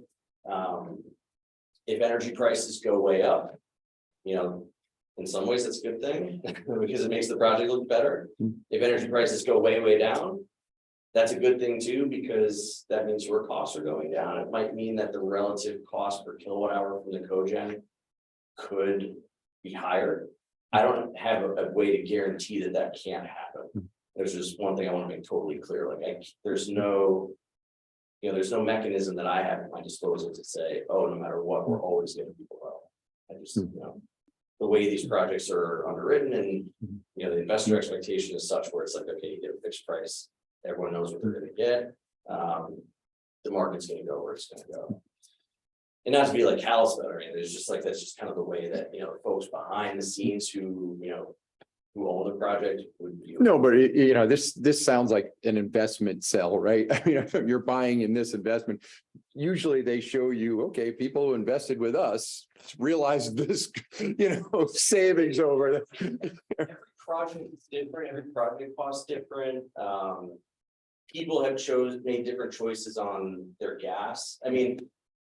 I don't know if you want me to tell you, I can guarantee that, you know, that. No, I was just curious to know that, you know, what other people, you know, I guess your other customers are, you know, I don't want to drag this on. We got other things on the agenda too, and I'm just, it's an interesting subject for me, so I was. So, yeah, thanks so much. I think maybe as a next step, maybe having a discussion, Chris, with. Can't remember what we call the new finance, facilities committee, facilities asset committee and the finance committee combined, as long as we don't. So we don't go over too many people, but I don't think we will. Can I ask a quick question? Yeah, sure. Because I'm thinking as he's saying that they're gonna put a committee together to meet. What is the timeline that you need this signed by us to get started to have it done by fall? Well, to have it done by fall, if we were going to shoot for the wall, we need to have the power purchase agreement executed within 6 to 8 weeks from now. From now? If that drags, then it'll probably push us into more like spring, summer. Okay. Just to be safe. I mean, I wouldn't want to be doing too much work boiler related during the dead of winter. It's not worth it. This next year's gonna be a terrible one. Yeah. Yeah. I don't know. Doing stuff, but you know, Just so that we have, Yeah. just so that we have an idea of when you need this by, if we decide to go, what the timeline looks like. yeah, so 8 weeks. Tell us 6. Yeah, 6. Yeah, let's. Tell us 3. It's 6 days. Days ago. So, yeah, so why don't we, if we hit to a combined facilities asset committee and FFO combined meeting, where we can kind of talk about this a little bit more and then make a recommendation to the full board. And we can have that meeting in the next couple of weeks or something like that. Yep. We have a April 17th, we're hoping to have. Hoping to have, I was gonna say tonight, yeah, hoping to, on the 20. that'd be then you got one beginning back. Yeah, so I was thinking like, what's the beginning? Yeah, beginning of May, probably be the- we could bring it back then. Okay. We can get a Yeah. meeting in Yeah. sometime in Yeah, April. yeah. Thank Okay, you. great, thank you so much. Thank you. Very Thanks. important. Yeah, that was. You're really very helpful. patient. Yes. Well said. Okay. Oh my gosh. All right. Thanks, Stacy, for. Thanks for sticking with us. Thank you for. I didn't mind for you guys. So let me, Oh, are you, yeah, sorry, I'm a little behind. So the next topic is sorry. The next topic is overview of Infinite Campus and the user functions, and appreciate your patience. Maybe we should have flipped the agenda item. Well, that's all right. I thought that was Yeah. quicker, So yeah. here now. So it's been over 5 years since we talked about Infinite Campus. If they do, a good time to bring it back and have some conversations about kind of where we're and, you know, what we've accomplished. And Stacy's been masterful in getting us, you know, to the point where we are now. She oversees all of our systems and our operations. It's really helping to build a bridge between HR and, you know, and Munis comes on board, you know, and Mariana. So Stacy's awesome. So I'm going to turn it over to Miss Awesome and let her just kind of give us an update on Infinite Campus because she lives and breathes it every day. Yes, so I just wanted to come, I had shared a little bit with the parent advisory group around it, so I thought it'd be great after Jeff talked about it to come and kind of share some data points around campus and sort of where we started, you know, 5-6 years ago. And kind of where we are now with parent access to the portal, who's kind of accessing it, how frequently. And then I was going to kind of get on my computer and sort of show you some of the things that we're trying to help to streamline and simplify communication, as well as providing you ways to simplify things like paying fees and all of, you know, putting in attendance and those type of things. So projects that we have hopefully starting in the next school year. So one of the things is when we met just about 5 years ago, well, 6 years ago at this point, so 1 year into campus. Parents, mostly high school and middle school. The access where we had at least one parent per student was about 60%. So about 60% of our parents, we don't ever necessarily get more than, look for more than one, because in some households it may be one, and then some share. So it was around 60%. Now K through 12, it pretty much sits at 100%. We have at least one parent for every student. It might be 99.8, but depending on the grade level, but pretty much 100%. Pre-K, and that means integrated preschool and kindergarten, we're at 95-ish%, maybe 95.5. Some of that growth has come from us kind of providing reasons for parents at all grade levels to have a need to go into the portal. So whether it's to look at report cards at the elementary level, whether it's to update how who can come pick up your student. So growing that out has really helped build that capacity. We've been working on that. We did kind of get a little bit of a brakes put on because of COVID on where we were trying to go and develop, so that some of the work I'm trying to, build back on now, and really trying to also streamline the use of campus when it comes to communication, so that you don't get, an additional 50 emails from East Line Public Schools in your email. If some of it could just live in your portal where you could go back and look at it later, and you know exactly where it is. You don't have to filter through the 75 emails that you might have gotten in that day. The other piece that I also wanted to say is our weekly logins from parents portal access has gone up in those 5 years, 55%. So parents, don't only have accounts, but they're also actively weekly looking in on them. Again, the more times and more reasons we have for parents to go into them, helps really, what we've discovered helps keep our data accurate and helps really communicate and streamline that communication from school to home. So I'm going to grab my computer and kind of open up and show you what we get. Some neat functions that are going down the line. Can I just ask one question on that? Do parents still use their kids' accounts? So I will say that part of the reason the percentages were lower in the very beginning is the high school, the way it rolled out. We did have mostly parents on student accounts. I may have been one of them. So I will say after the initial, 3 years or so, most now, I have almost no parent who has a student account. They all have their own. Our choice was kind of taken from us, so we had to do all the registration and everything.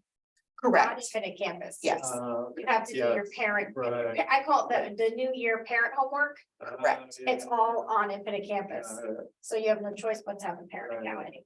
Yeah, so all those things that we've added on, whether it's online registration, whether it's food service accounts, all of those things drive parents to have their own account.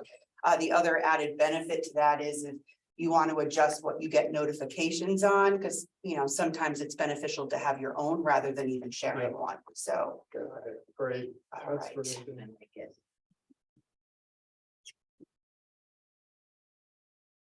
So you're just gonna share your screen then, right? Oh, there you go. You're already doing it.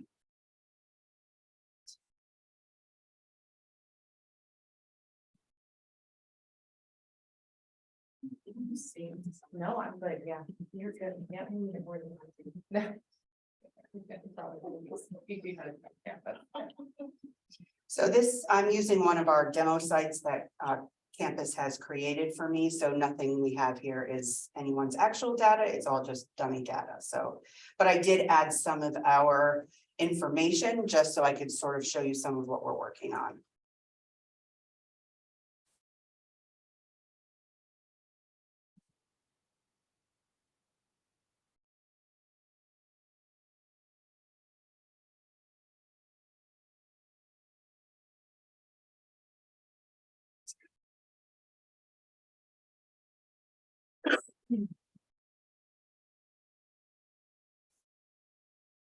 I'm just logging in as a parent so you guys can see what it looks like.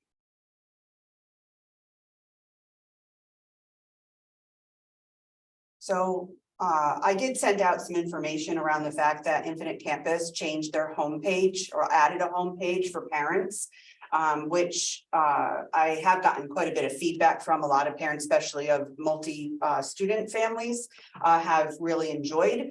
The homepage basically kind of is a snapshot of your whole family, rather than having to use all of the navigation tools that are provided on the side. It kind of gives you everything kind of at one quick glance. So you can see all of your students here. And it kind of gives you brief information.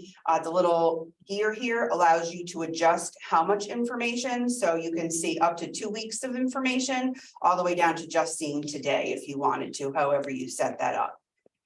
Before I go in and kind of show you some of the student information here, one of the areas I've been trying to work on is people, including myself, we want to read very little and just see quick information, right? So we used to put out emails and messages and announcements that have lots and lots of words. And then somewhere in there, there's some spot you have to click on to get to something. So one of the things we've been working on is creating something that's eye-catching to draw your attention to it. You can decide in that moment if it's super important and you need to open it now, or if it can wait till later. And then when you click on it, it kind of gives you more information. I'm also trying to bridge Infinite Campus is an app you can have on your phone. So trying to bridge things that you might want to go to the website to find. So one of them, the first example on here is around the school lunch. So I added a link in Campus that will always be here for school lunch. And this is also in our live site that I did add on to our, yes. Sorry. And I can hold questions till the end. No, that's okay. Okay. Do we get data on what percentage of parents use Infinite Campus regularly on the app versus the like desktop version? I probably can grab that information from Campus. The one unique thing about Campus is that their app is really not a real app. They kind of opted away from an app because it can be very buggy. So it's actually just an overlay of their website. So you get the same exact information on the web as you do on the app itself. So it sits in the web in the store, but it's really not, it's really a web-based product even there. So, but I can definitely get information on that. Yeah, not urgent, but I would be Yeah, curious. no, absolutely. So one of the other benefits to the app is you do get push notifications that you can't get obviously when you're just on the web. So I do encourage all new families when they enroll to download the app so they can have it.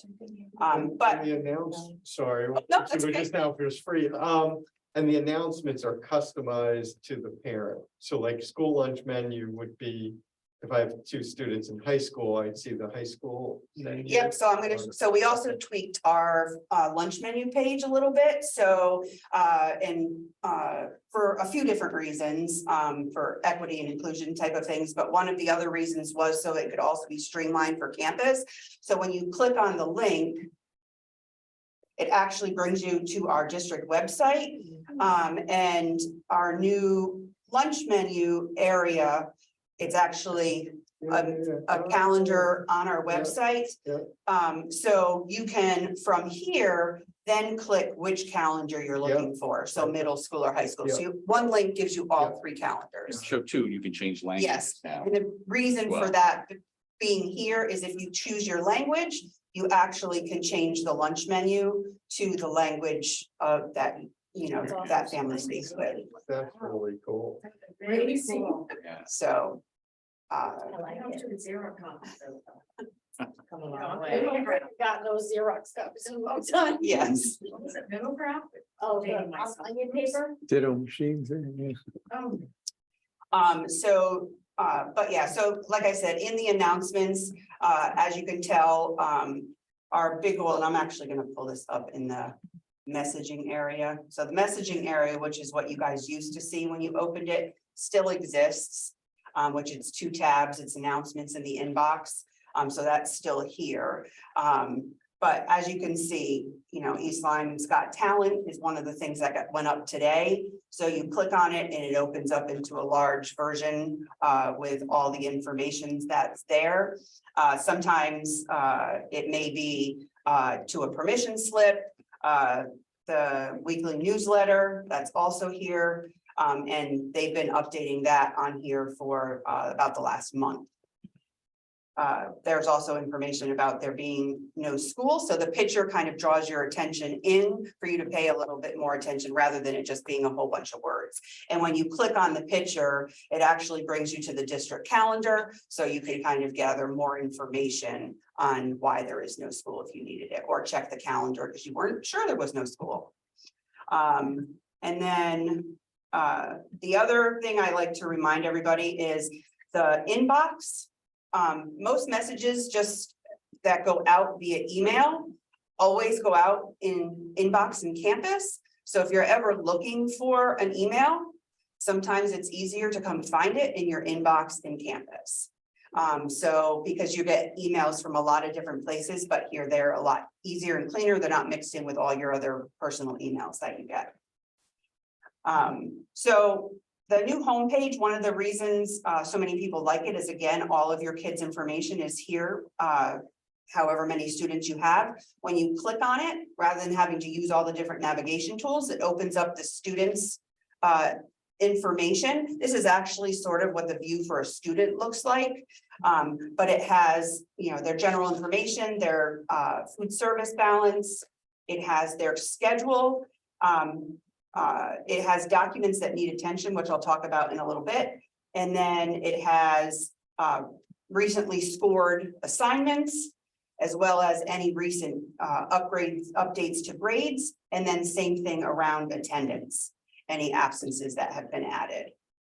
And all you have to do to get back to your next student is either hit back, or if you have this open, you can hit home, and home always brings you back to that page. So one of the other benefits to this new space is that you can click on any of the courses that are in here. It'll bring up that course where you can see any assignments that may be due. You can see any assignments that are for the whole entire course and sort of where they stand. Again, this is a demo site, so it's not there, as well as grades. So you can see the students' grades in that particular class. And so how does this is very cool. It's great. How does this differ for an elementary school student like this piece of?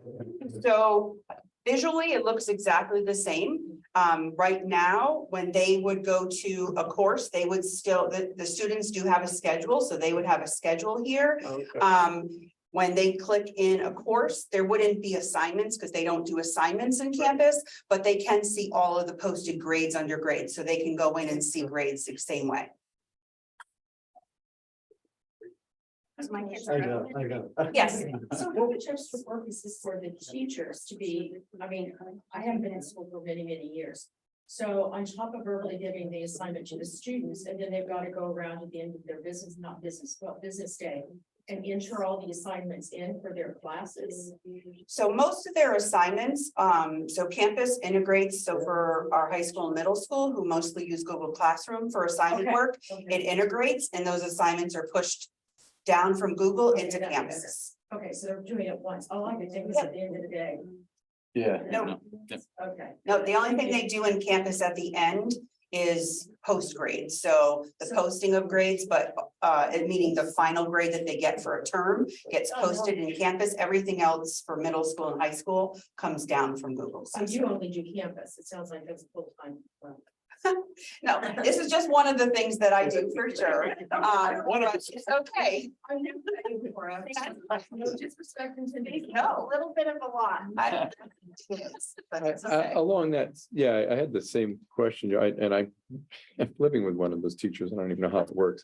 No, so the glue, I'm assuming there was PD and it's required that if you set up your Google Classroom, you set it up in a way so that it's linked to Infinite Campus. And are there outliers out there that don't have? So everybody that's using Google Classroom has it tied into Infinite Campus, and anytime they put any assignment, boom, it shows up in Infinite. Yeah, Chat. so on the Google Classroom side, there's a toggle that gets turned on that says I will basically link my classroom with campus. Okay. That link, then when they go and, way back when we first went with campus, we kind of said there was sort of a 2-week window for getting grades sort of done. And basically, basically when a teacher puts in grades, there's a little button that says export. When they click that, it syncs with campus and it pushes the grades into campus. Correct. Yep. But So- all of it, they all, that's how the grades get in here, that you Google. But the assignments too, even just any Correct, assignment. yep.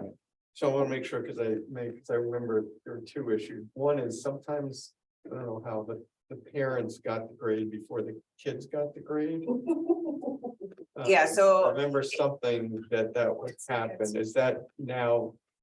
Yeah, the same, like I said, so this view that we're on is also the students' view, and they, Okay. in their Google Classroom, it would be posted there as well, so Yeah. it's kind of simultaneous. Is it- Correct. it's at home, good Yeah. time. Which means the parent. Yeah. Yeah.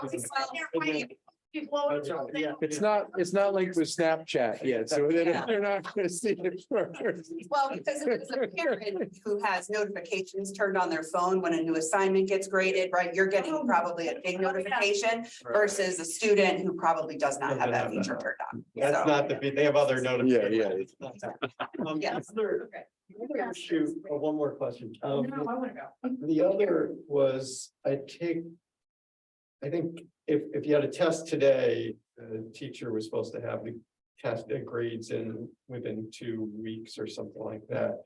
But I know there were issues where some would take a long time, and if the campus was new at that time, so it sometimes took a long time to get it in. Is it now, somewhat integrated, so? The integration is, so when we first went to campus, the only integration with Google Classroom was Google Drive, so you could share documents, but Right, there was no sharing of grades, Right. so it sort of had to be done twice. We integrated with Google Classroom, campus did, just before the pandemic.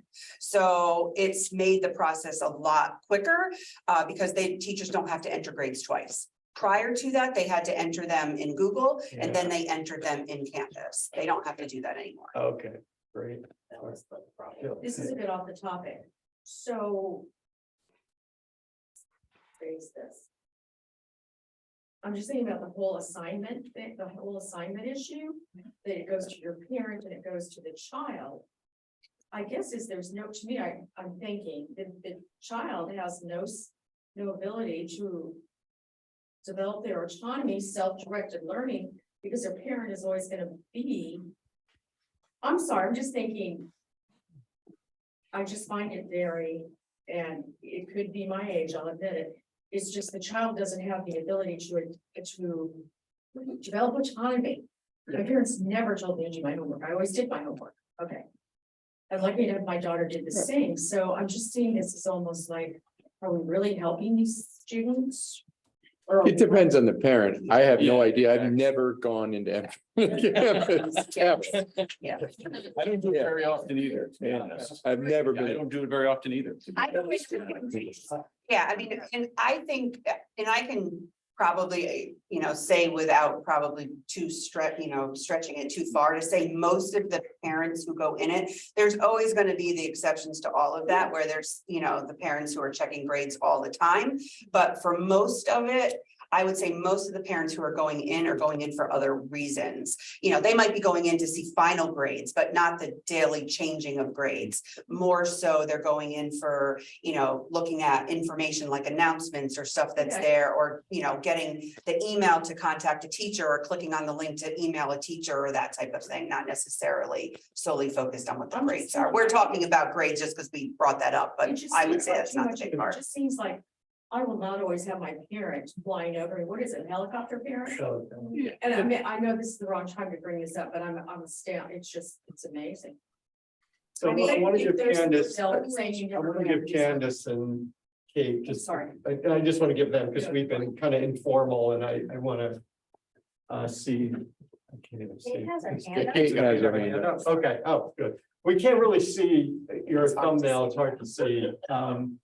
Kate, go ahead. Hi, thank you for the presentation.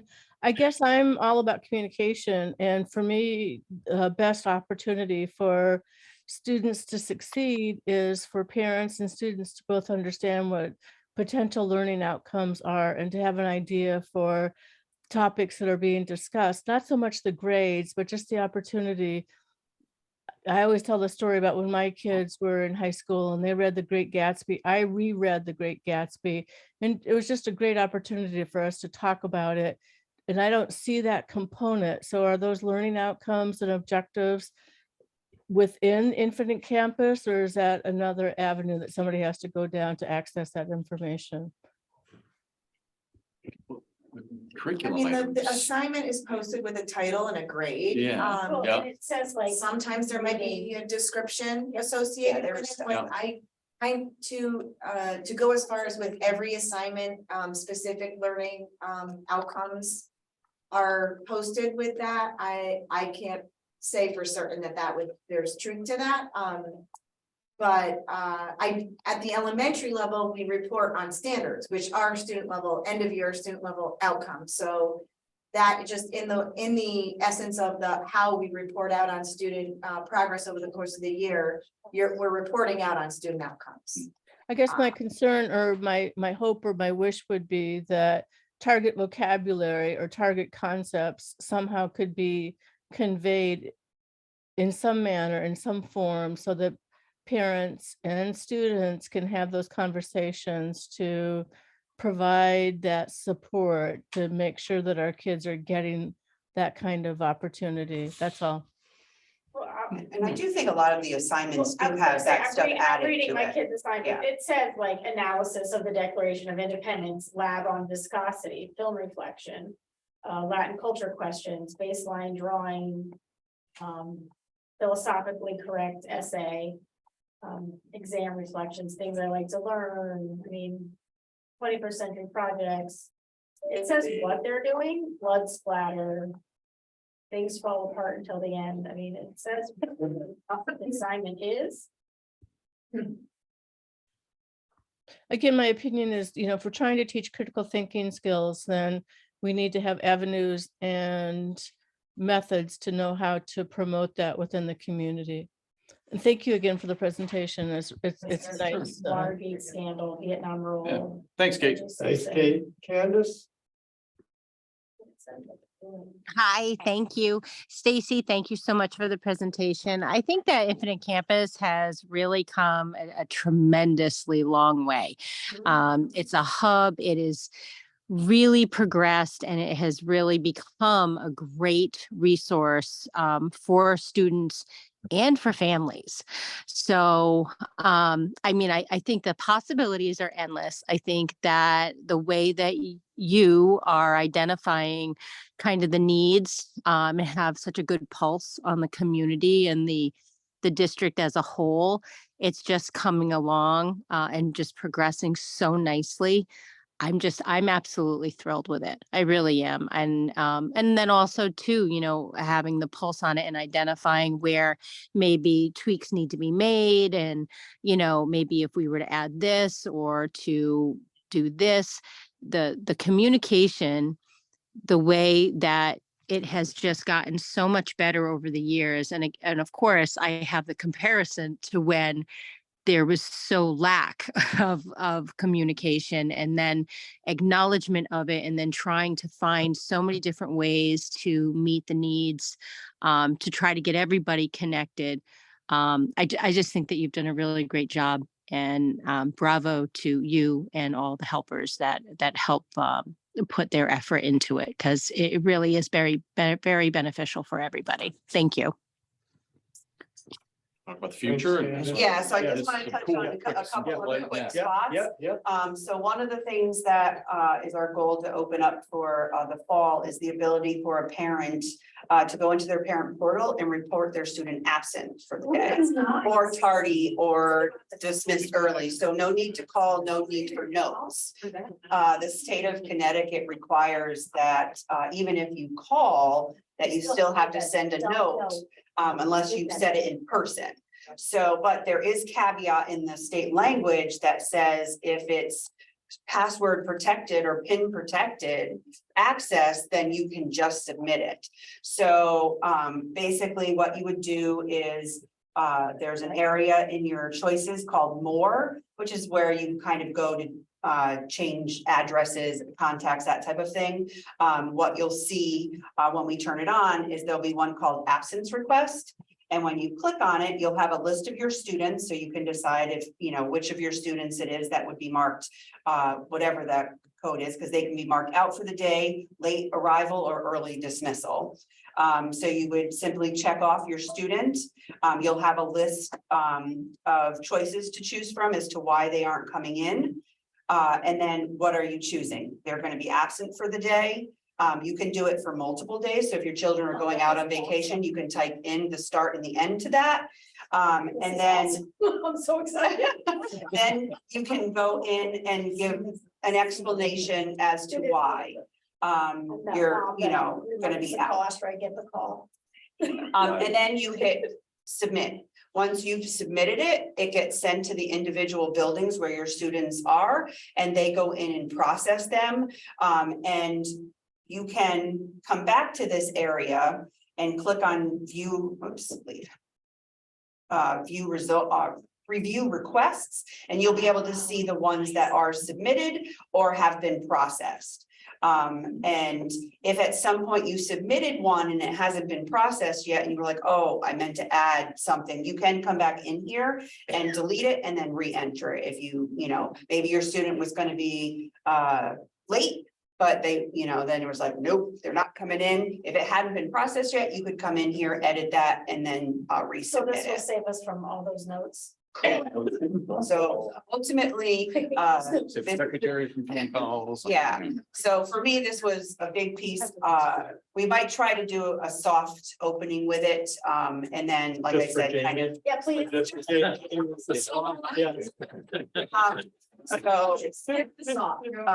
But just because it also is a different way. So it's not only a different way for all the parents, but it's also a different way for staff. So I want to make sure that it runs smoothly for everybody. I want to ensure that, you know, everybody's good before we move forward.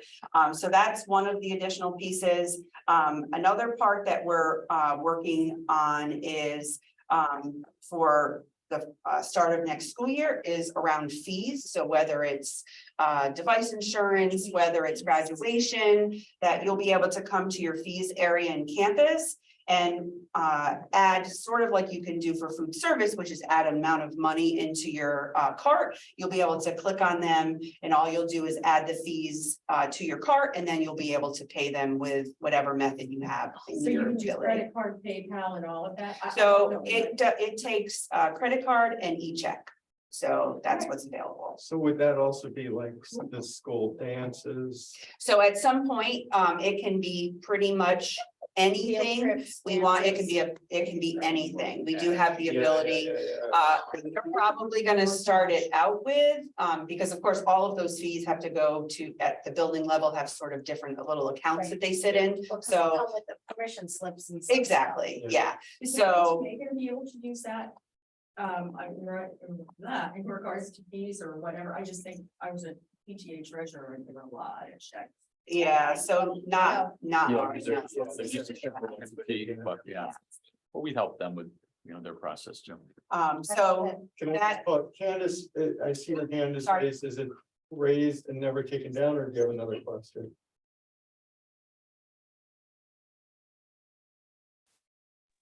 I'm getting there. Hold on one second. Okay. And yes, I will take it down. Okay. No worries, Candace, just wanted to make sure. I took it down. Okay, bye. Perfect, thanks. So another area that we're working on is, oops, not the school store, that's one that can also come, but that's not the one. Is around forms. So trying to move towards e-signature forms inside of our portal. So I'm hoping to roll out the device insurance and agreement form this summer as an electronic form with a payable online fee. That's my goal. So basically, on that home page where it has your student, you would have an area that says there's a document that requires your assistance or your attention. You would go in there. Information is pre-populated, so I kind of opened, not that it's a great viewable screen, but it opens up, it pre-populates the information on your students. You don't have to type in your kid's information, it automatically populates that information. And then all you do is type in, there'd be a spot for you to type. You would type in your name and hit submit, and it automatically stamps a digital signature for you. And that form is then complete, which is then put into Campus, and you're done. That's all legal. That's all. It does collect the who, the what, the where, what's Password required. it in. Yeah. Correct. Yeah, no, good question. Yeah, absolutely. Yeah. Yes. Excited about. So let's see, because we don't have a wet signature. Yeah, just Yes, everything so- digital and, Okay. you know. I mean, banks are taking Yeah, these yeah. signatures now. What's Far Docs, e-signature these days. Yeah, we just have to make sure we have the who, the what, the where. As long as we have those things, then we're good. I love all of this. Yeah, This so is great stuff. but yeah, so that's a lot of, like I said, the things that we're trying to work on. Some of it exists already. And some of it's, like I said, on the slate for, Infinite Campus. One of the reasons I really love Campus is they update and make adjustments to their system every 4 weeks. So they take our feedback and our information and really try to provide what's best for all the stakeholders where they are and for what they need. So I would agree with Candace's statement that they've come a really long way since we started. And having just kind of been in a workshop around Campus, they have a lot more down the pike that will make things a lot more user-friendly and streamlined. So. Thank you. Jill Esteban. That's the one I'm talking about. Okay, I have a hypothetical question. Sure. It didn't happen to me, but if you forgot, a parent forgot their username, password, and the Yes. reset password function is not working. Where do they go for help? And like- So there is on the logins. So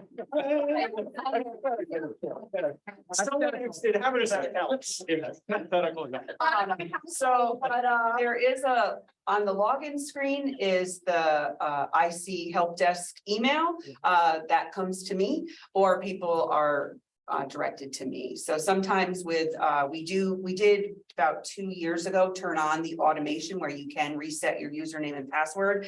Sometimes it's because people's email they used are not an email they use anymore, or sometimes it's because it was never validated. So it doesn't want to send you a link if they don't know it's actually a good email. But either the IC help desk or myself, and I can definitely get that reset. Thank you. Good Hypothetically, question, you Esther. didn't hear it from- Yes. Yeah. I'm just saying for security purposes, let's say, because that's a lot of data in there. So let's say a child graduates, how long does the child or student and the parent have access to the system after they graduate? I'm just curious. Yes, so the day after a student graduates, the parent's access has been removed. Okay. So a student, They're not ours They're anymore. no longer ours. yes, a student does. A student, unless they have another student, if they have a Okay. continuing Yeah. student, they get to continue with their account. But as soon as they do not have a student enrolled with us anymore, the parent adults accounts are disabled. And for students, we keep their accounts active for 30 days Okay. after they leave, only because sometimes they have information they need to gather out of it. So our systems are sort of set up on the same timeline across email and, their Google accounts and that type of thing to make sure they're able to gather their information. Campus has a very, encrypted process. They've actually spent a lot of their updates in the last year have all been around safety and security when it comes to data. And some people, as a matter of fact, today I was helping somebody with updating their password. And one of the things that campus has, there's a warehouse that stores all of the passwords that have ever been linked to a data breach. Doesn't mean that your password was ever compromised, but if it was ever part of a data breach, it's listed because it's a potential password that could be at risk. Campus doesn't allow you to change your password to one of those passwords anymore. So you have to create one that hasn't ever been breached anywhere before. So they're really trying to make sure that, it's all important information, I take. Social security numbers. So no, we don't carry any of that information in here. Okay. Nope. So Okay, thanks. I take student, I take everybody's data privacy, but student in particular, we as adults get to decide, but for me, students kind of don't have those same choices in some ways with systems we use. So I make sure that we have good things in place for that. Story someone's credit. Yep. It's so scary. Yes. So on topic, but off topic, can you work with Naviance and College Board to make them easier? Well, I maybe can try to do some integration to help us. Maybe, I don't know. Because it isn't possible. I have been trying to log into Naviance and College Board forever, and I have my password and I have my username. It's just not friendly to use it. Yes. I would agree with that. from College my Board own is experience impossible in to the get past. into, and Naviance is a pain. It Yeah. just, Infinite Campus is so much easier. I'm like, if we could just get that scores over to there. Yeah, so I am creating some integrations for the scores from College Board to Live in Campus. And then we could share them out to parents, That so would they be would have awesome. access to see them there. That's another piece of things is trying to We're in create the, I those don't remember my integrations. College Board password. Yep. The student doesn't remember their College Board password. And it's not the same. And it's not the same.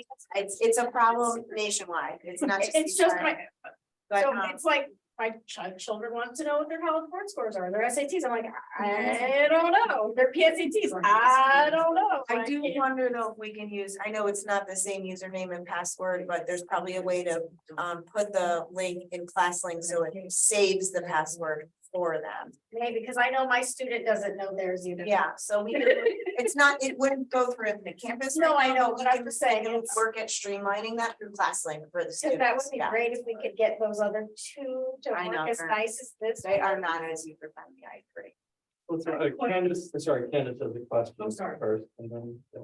I Candace? do. And I have to say, Eric, you are on the hand raising. You're doing Yeah. so great. Thank you for that. I appreciate it. It's not, I mean, people think it's so easy to zoom in and it kind of is, but it does take away from, a little bit of the, interaction. So thank you for doing that. So I want to second the Naviance comment from Jamie.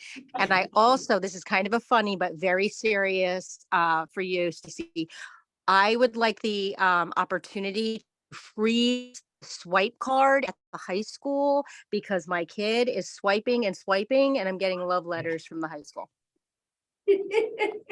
That's for food services, you're talking, right? This is a food service issue. Yeah. This is not just an issue for Mrs. Carlson. This is an issue district wide. We need to be able to freeze that card because it's like a free for all and it's kind of funny but serious. And I just wanted to share that. I'd second that. Purchasing of- He's spending too much money. I Yes. didn't even know that my kid was. He's eating like 5 lunches Eating a day. at school. And I'm like, and then email them, what are you eating? You have that 5 cent share to get every day? No, He calls it bulking, but bulking is really costing. Oh my God, that's hysterical. Thanks, Candace. Okay, how much is this, what's this on our bottom line? How much does this whole system cost us a year? Does anyone know? I mean, Like from a About per maintenance year. perspective or a license. Just license perspective. you don't have to answer it today, but Yeah, I don't remember I'm if just you remember. curious. We can look, I we can look it up, yeah. All right, Well, thank you. While Mariana looks, I had one more, so this is phenomenal, and to think, for me, my kids are graduating college, youngest are graduating college, so like 4 years ago, 5 years ago, when I was using it or whatever, and just see where it's evolved is really, because that's what we were told, right, is this is where it could go, and to actually see it what has gone there is phenomenal, so that's really great. I could see where there's some parents who maybe aren't as technically inclined, that maybe some of this is intimidating, or there's a lot there, and how do I get to, do we have either? And I know, we sometimes have like the one-page help, like, that are yeah, but they're real simple, like, if you want to do this, like, Yep. here's your, so things that people can click on and say, okay, the main, there's probably 10 things that you do, 8 things that you mainly, there's more intricate things you can do, but it's probably the core. Is there anything that we do to help parents so that they can? Yeah, so know we've, to navigate we've it? started creating little tutorial videos. So we did one for elementary report card showing, how one is just simply how do you log into your portal? One was where you can just see your grades, right? And the other one was how do you get a printable PDF version of your report card, right? So we really started to build out more. You've always sort of gotten, which I go over with every parent mostly that I enroll, the process of, creating a portal, what's kind of there. I kind of do a little tutorial and it kind of has that age of stuff. But we seem to get a little bit more from little tidbit videos. So one of the other pieces that's sort of going to roll out is sort of the parent, tip pieces that we can give parents that will sort of live under the announcements space when they go in. Hey, did you know, type of thing to kind of give those parents. But yes, we've sort of moved it into little videos because they seem to be a little bit more, again, read for content, not so much visual. We're good. And you narrate all this videos? You're the narrator. Well, I've heard some Board of Ed members who are willing to give their voices to maybe do some of the narration if you need some help. Super excited about Needed. No, but that's great because a lot of people, like if you're doing a home improvement project or something, or even just you need to change the filter in your fridge and you don't know how to do it, you go to YouTube, Exactly. boom, in 30 seconds, like do this, and boom, and it's like done. So I think that's kind of the culture has now gotten to Agreed. where the Yeah. short videos. Yeah. That's great. Any other questions? I agree with you 100%, Eric. Sometimes I go back and watch my own videos because I forgot what I learned. I do. It's like, I knew how to do this. I taught the kids this last time. Recall, there you go. Well, great. Stacy, thank you. Thank you Yes. so much. Very good. Always. Yeah. Thank you. Does great work. Oh, Thank you so very much. The price tag for Infinite Campus is approximately $118,000. A year? Correct. That's for all of the solutions. Yep, I like that. That's every part of it. That's Our messaging, everything. Usually for, weather related. We don't want Infinite Campus to hear that's all. No. Multi-year contract with them. So they're a year-to-year Yeah. contract. They typically have their price doesn't change too much from year to year. I think some of the areas, there was actually just in the workshop I was in, conversation from the owner of and CEO of the company, who met with all of us. That he doesn't see any price changing as far as the basic part. The only part is for storage. The place for digital clouds, the price for all of that stuff has kind of gone through the roof since the pandemic. So the cost of all of the servers and all the stuff that has to house that stuff. So there could be some slight increase in that area, not for this school year, but maybe for next. But it's typically not nothing that's changed more than like 2%. They kind of build on a per student price point rather than a lot of the other ones that kind of have a base fee. Theirs is based on the student mostly. So for us, sometimes, especially when our enrollment has sort of fluctuated, it kind of balances itself out from year to year. Very cool. Thank you, Stacey. Thank you so much. Jace. Drive safe getting home. Yeah. All right. Okay, moving on, the last discussion action topic is discussion information, the 2022-2023 budget deficit. Yeah, so it was 2 weeks ago or 3 weeks ago, Max, we brought a updated actual projections sheet It's gone down a little bit since then, so projected deficit after again applying the learn funds of 16,000. It's down to 132,997 now, so we continue to go in the right direction. I think, you know, at this point, I mean, I want to say we feel pretty confident in the fact that, you know, by the end of the year, we'll be able to have this where it needs to be. So outside, again, with the caveat, outside of something, you know, atrocious happening or a, you know, major crisis event of some sort. We should be okay with Yeah, Yeah. I've been conservative in my estimates, just so that, you know, we don't go in thinking. You know, wanting to be really the two biggest items, as I mentioned last time, is utilities. So, you know, I used the same usage as last year, used the average increase, and I projected out, we are trending a little bit less. But I just don't want to completely, I want to be a little conservative this way at the end of the year. So it's- Any yeah, questions, so- Mariana? Or Jeff? Great, well, thanks, good, glad.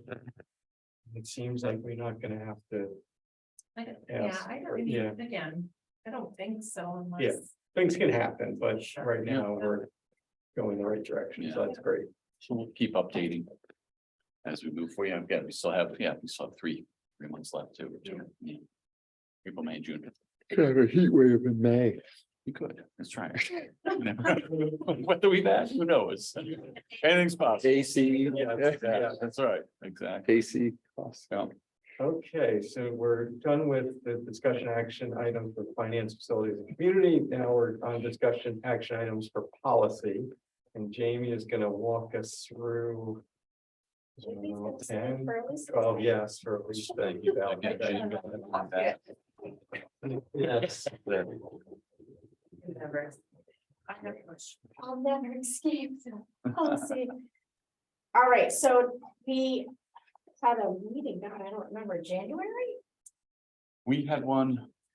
Is that one? February? No, I think February. I believe. It's been so long. Yeah, So we had a meeting, we were catching up on all the policies we have still outstanding, and it leads us to tonight's discussion action items, and which there are numerous of them. And with the first one, I just want to put out there, that this is a policy that FFO was talking about, at their most recent meeting. The community usage and fees. So I don't know if we want to approve this one as the second read or send it back. This policy, FFO is asking policy to take a look at this policy We can again. always table it. So I think you maybe Yeah, you table we it, can we'll send table it back for to, discussion. yep, that's a policy. And Okay. go. Another one too, though. Okay, so, I was just- I'll go back. Well, it's not on here. I don't think it's on here. Okay. This, yeah, I Okay. think there's another, but it's Okay, not, right, yeah. right. Yeah. We make a motion and we vote on it. so we can make a motion to approve, and the motion to approve does not pass, and then it goes back. Sure. Okay, so then I would like to make a motion to approve the policy 1330. Second. Thank you, Jill. Everybody understand that our recommendation is not to. Well, yeah, we you can't do a negative Yeah, motion, yes, so. yeah. So all those in favor, say aye. Opposed? Oh, okay. Kate and Candace opposed? I'm an I. No, you're, Nay? Okay. Nay? be a nay, please. Nay. Good job. Abstain. Okay, so, This back to. motion does not pass, and It will go back to we'll go back policy to for policy review. for review. Good. There we go. Okay. All right, do we remember what other policy you guys needed? There was nothing else in this grouping. Yeah. That's a All right, previous one that so- was already approved. Item number B is a suggested deletion of 2 3,000 policies. One of which is moving to 5,000, sorry, both of which are moving to the 5,000 series. So they are remaining intact in some way, they're just going somewhere else. So it's a second reading, so if anybody who doesn't would like to make a motion. I make a motion that we Jill. accept, our policy review, that we accepted the Suggested deletions. selected deletions. Second. Sorry, I lost track. Further discussion. All those in favor, say aye. Aye. Eric, you're too young to do that. Kate, Candace. Aye. Okay, thank you. Opposed, abstained. Okay, motion passed. So the C is the suggested deletion of 2 5,000 policies. One of which is going to the 6,000 series and one of which is deleted. If I remember correctly, we have passed this in another something. Student dress is somewhere else. Yeah. I don't really want to go in here, but I'm done. Well, does any, This is the, you're talking about the reg, right? This is the Yes. regulation. Yes. Oh, yeah, okay, yeah, no, it's Yeah, regulation. it's Okay. regulations, so we do that. We're just, yeah, yeah. We're good. I started to sweat. I'm like, I was sweating too. I'm like, I don't really want to go for that. No. I'll make Yeah. the motion to approve the suggested deleted policies in the 5,000 series as presented. I will second. Further comment? All those in favor, say aye. Aye. Aye. Kate, sorry, did you? Oh, I said I am sorry. Good, sorry, we can't, I didn't hear. Opposed, abstain. Okay, motion passed. All right. D. These are a second review of 2 policies in the 5,000 series, one of which is transportation and one of which is meal charging. These are second reviews. So these are needing to be approved. I'd like to make a motion to. Oh, Okay, ahead. yeah. I read these. Okay, so. What it was is it said that if a student couldn't afford his meals for Meals, 30 okay. days. Yep. So then we can't order all a cart. Could you just explain that to me? So he's swiping. Do you want to explain all of the? Yeah, those are all separate items. All purchased. Yeah, Is if you, so you get a lunch, the lunch standard are lunch, free. yeah. If you want to go in and get like Extra. a cookie and a milk and not a lunch, that's a la carte, Okay, so you can only get the lunch. okay, That's right. all right, and we'll That's continue to free. feed you. Yep, Yeah. exactly. So lunch is free, getting random a la carte items is not free. Okay, Any other questions? nope, that's it, just I didn't understand what it was. Perfect. So I'd like to make a motion to approve the suggested new policies in the 5,000 series as presented. I will second it. Further discussion? All those in favor, say aye. Aye. Aye. Aye. Got it. Both say aye, opposed, abstained. Motion passes. E, so these are second review revisions. They are just getting a date change so that we are having up to date. Nothing's changing in them, just the date. So it's saying that we reviewed them and they're now up to date. I'd like to make a motion to approve the suggested revision date change of the policies in the 5,000 series as presented. I will second it. Okay, further discussion? All those in favor, say aye. Aye. Aye. Oh, good. Opposed? Abstain? Motion passes. All right, this is a second reading of the deletion of a policy, chapter 1 participation, which I believe we moved somewhere else. Is this just a lead? But I don't think we can get rid of our chapter 1 participation, can we? Did we called it something else, didn't we? Yeah, We got rid of that term. Yeah, the policy it's shifted. the one that we had. Oh, it's title, the Yeah, title. title. I'm sorry.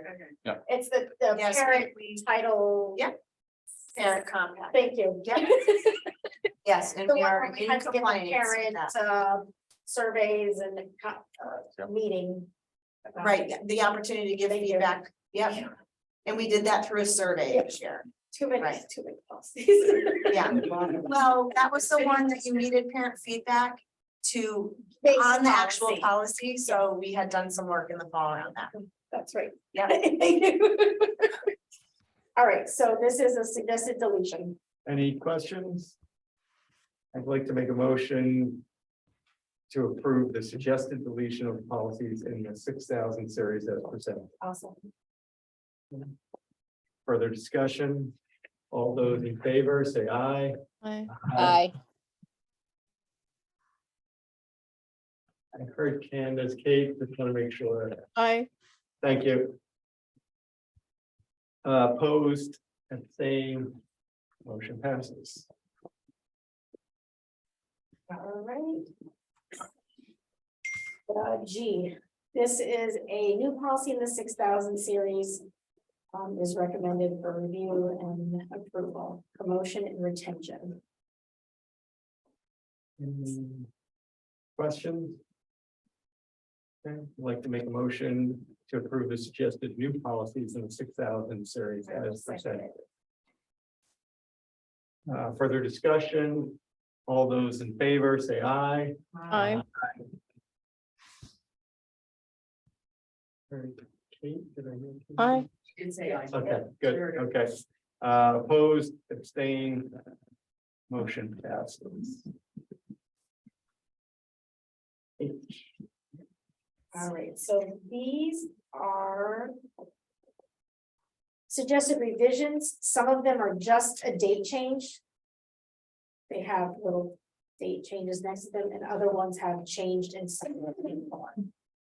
And there's that Title I parent involvement one that we just deleted. It's in this one here. So these are all changes in some fashion. Any questions? Oops, Okay. we lost Candace for a second. Oh, there she's on back.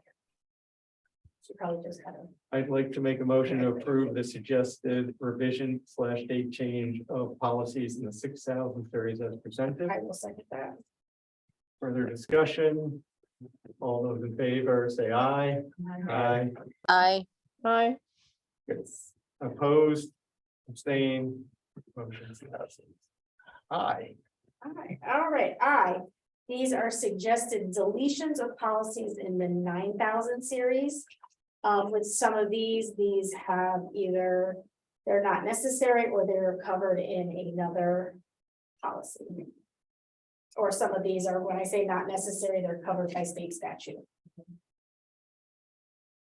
Any questions? I'd like to make a motion to approve the suggested deletion on the 9,000 series as presented. I will second. Further discussion? All those in favor, say aye. Aye. Aye. Opposed, abstained. Okay, last one. Almost there. Uh, Big one. Home stretch. Suggested revisions of policies in the 9,000 series. These are our bylaws. Most of them we revised, changed dates, or we deleted, and these are the ones that are being revised in some fashion. Some are just date changes, some are full revisions, some are one-word revisions. Anyone have any questions? Question? Okay. I'd like to make a motion to approve the suggested revisions of policies in the 9,000 series as presented. I'll second. Further discussion? All those in favor, say aye. Aye. Aye. Aye. Perfect. Opposed, abstained. Motion passes, so we're done. All right. So are there still a few left in the? Maybe 30, Do you know how many policies that were deleted? It seemed like we just. 200 and, Wow. They were running out. I did. I was gonna say, that's, I mean, because they were wordy. Leave. They were wordy. or As of, there were 271 total policies that we talked about. But how many? Yes, we did. I deleted, I don't know, I just know 271 was discussed. Okay, so We're gonna see 1998 again. That's not say 1998 again, or 1999 or 1997. It was pretty amazing. Or 2014 for that matter. I don't want to see that one. It was amazing. Okay, so that closes our discussion action items. Thanks, everyone. And moving on to administration reports, Jeff. Yeah, so a few quick items. Obviously, Board of Ed Appreciation Month, we wanted to share the cards, so if you want to take some home with you, feel free. I know Candace and Kate, I'll hold on to them for a while if you want to see. I know you both like to see those as well. Got some nice cards for the kids. Thanks for all you do. Board of Ed Appreciation Month as we kind of close out March. So thank you. This is more kind of Kate, we can talk offline, but the cable TV advisor piece, we've had a board member be a representative. Again, I think it's been challenging for your schedule, so we can talk, and maybe if you don't want to do it anymore, I can reach out to another board member or somebody in-house to see. I'll do it. if- It's gotta, I mean. It's a statute that, you know, we have to have an appointment, so if you're, Every time, unless I'm out. you want to do it? Yeah, why don't we talk offline, you, me and Kate, and we can get that figured, because I have to I'm getting pressure with emails for getting that Except squared away. I don't know. had a dietary has to bring cookies the next time he comes. We'll talk offline. I'll put a note. I Yes, know, I'll eat too many of them. all right. Just a reminder, we're trying to look to hold a special meeting on April 17th. That's the Monday we get back from the spring break. Just because we don't have another meeting in April at all. So Eric and I talked, maybe trying to have some budget discussions at that point, kind of see where we're at. The deliberations will have just finished up too. We have tentative dates of April 10th and 12th. We got that today from the Board of Finance. What days? April 10th is a Monday and April 12th is a Wednesday. That's during the week of April So vacation. we want both meetings? We're gonna, Okay, no, yeah, yeah, 'cause yeah, that's because scheduled, that's when they're going back and forth and talking about, we'll narrow it down. Is it both nights or one night? I don't know if you've heard anyone else. Yeah, the 10th is And we- is budget deliberations, and then the 12th is their regular Board of Finance meeting. So if for Probably some kind of reason they don't items. finish on the 10th, They'll they utilize. would use the 12th. So hold those two dates in addition to, tomorrow night, obviously we'll be back here in this room. Board of Finance will be where we are, and then we'll present and go over any What questions. time does the do budget deliberations start? It's probably 6:30. That's been the standard time that they've been giving. It's tomorrow night, 6:30. We'll confirm Yeah, all that's that, fine. and push that out, and be updated, yeah. So just hold on to those. Just here? Tomorrow night is here, yes, yep, Do We're we in there. have reserved seating in here? you do, absolutely, yes. I'm just curious. Yeah, definitely, yep, I don't care. yep, so It's not we'll, posted, yeah, the agendas. yeah, it only stops at April 3rd on the town website. But yes, so we'll be in here tomorrow, and then we'll sit down where Mariana and I'll sit right next to Annalise, and we'll answer any questions that they have on the budget. So if you can make it tomorrow night, great, and then we'll have the deliberations to follow. Is there anything we can do to cheer you on? Just be present. Bring your chair moms. There you go. You want to? Whatever's your fancy, Jill. Whatever's your fancy. So those. So those are those pieces. And then just the last one. So it looks like we have a pretty close to a locked in insurance rate of just over 7% from the state. So roughly 363,000 in savings. Between, if we go from 12 down to just over 7, but 7.1%. Yeah, well, it averages about 7.25. Oh, okay, So 7.25. the single rate is higher, Oh, that's right. and We then have the other blended. rates it's lower, so the average is The 7, blended average, yeah. about 7. Unfortunate that we're excited that the rate's only 7. Yeah, I know. Yeah. We're in line with our budget though, right? Yeah. So, so that helps. We're in the process. We started today. Wednesday, we'll try and finalize, getting back to a rough draft priority, listing for, if there are Board of Finance reductions, we want to be ready to hit the ground and talk about those in the 17th. I will say I'm on Eric, you might be on this, there's a K board chair email that's circulating with everybody's budget numbers. Yeah, Yep. So it's What's the It's- average? it- bid? crazy. There is no average. it's all over the There's back. like two ones. Really, nine, 9, 10, 12. yeah. You know what you have, see, some people still Really have is. the ESSER money left for That's right. 35 years. Some people's healthcare, if they're not part of the state plan, some are only like 2 or 3%. Yeah. And then you get the opposite side of I think one said it went up like 50% for health insurance. I was like, Yeah. wait a minute. And then one town had, they were told they used all their ESSER funds this year, so their growth was like 0. And they were told, we'll just put it into next year, like, so we'll grow, so they're like 13-14% or something crazy. You know, I don't want to say the town, because I'll probably I get it don't wrong, remember the but town either. but there was one that was like. So that's what they were told to do by their board of finance, but. I think, I don't know, it's kind of, you know, as a town, someone in the town taxpayer. I don't know that I want to see the big spikes. I'd rather have the kind of slow, steady growth that I can think about. and manage. Yeah. Anyway, so it's all over. Yeah, they're all over the place. Yeah, that's across the state and region, even, so. So yeah, that's, so we'll gear up for tomorrow night, we'll be back here and, Previous year. and, move forward from there. No, Annalise. At least gonna do quick. I'll make my brief. Okay, it's been a long night. So the MyView pilot is wrapping up over the next couple of weeks. Their teachers are due to be completing the pilot at next week, right before April break. I will be sending out a survey to them that they'll do beforehand. We meet the Wednesday before April break. Virtually to kind of do some small group share out on their experiences. I'm trying to find some time to get into the buildings and do some small group conversations around teacher and student experiences with the curriculum materials. So I suspect we'll have a better idea of the direction we'll head after April break. We'll bring the integrated curriculum committee back after that, look at the survey data and identify next steps. With that, I also know that the funding for the state, from the state, 2 districts has been released, but I haven't seen anything come through. I did Is this the email reading Melissa funding? Hickey. The This is, reading funding? yeah.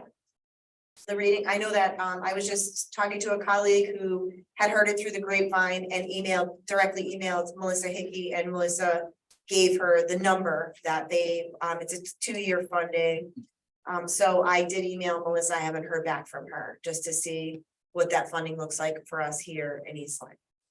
Other than that, we're, kind of, it's crazy to say it's March, but we're sort of closing up the year and projecting to next year on some of our focus areas. We're staying the course with high impact teaching. So we're talking about, okay, so then, what's our next level of work in that area next year? Had some really great conversations with coaches and building principals today. I'm very excited to continue to move the work forward, but not stray from it, which I think will be what I've been hearing is that's a welcomed focus for next year, not something new, but just digging a little bit deeper into the work we started. So I don't really have anything other than that hasn't been in the weekly updates tonight. Thanks, Annalise. Okay. Mariana? So the only thing I had mentioned in the past, the facility use. We're moving forward with new software. I reached out to all of the local sports groups to get information as to who their scheduling contact will be. Jeff and I with FFO will have to, I think FFO will talk about, just grades and things of that nature. I know there's been talk about, revenue generating, but we are, there's not a lot of space available because so many youth groups, parks and recreation use our space. So I know a couple of you had mentioned, the generating revenue, but we're not charging the youth groups. We're not charging, park and rec. So just something to think about. That when, I look at the scheduling system, there's not much availability. So. Thanks, Mariana. So that closes administration reports and moving to committee reports. Joe, you okay if I just give a quick update on Go for it. that? So we had, or if you remember, when we talked about marketing. And we said, well, let's have that, well, let's get a committee to talk about it, and we figured finance committee was best, so. Candace, Jill and I met with. Jeff. I can't remember, Mariana and Elise, I think. Chris Lund was And there. Chris Lund was there as well. So we ended up with kind of two areas of focus. One was around student engagement. And improving and enhancing student engagement through the marketing and branding of our school and district. And we thought that a social media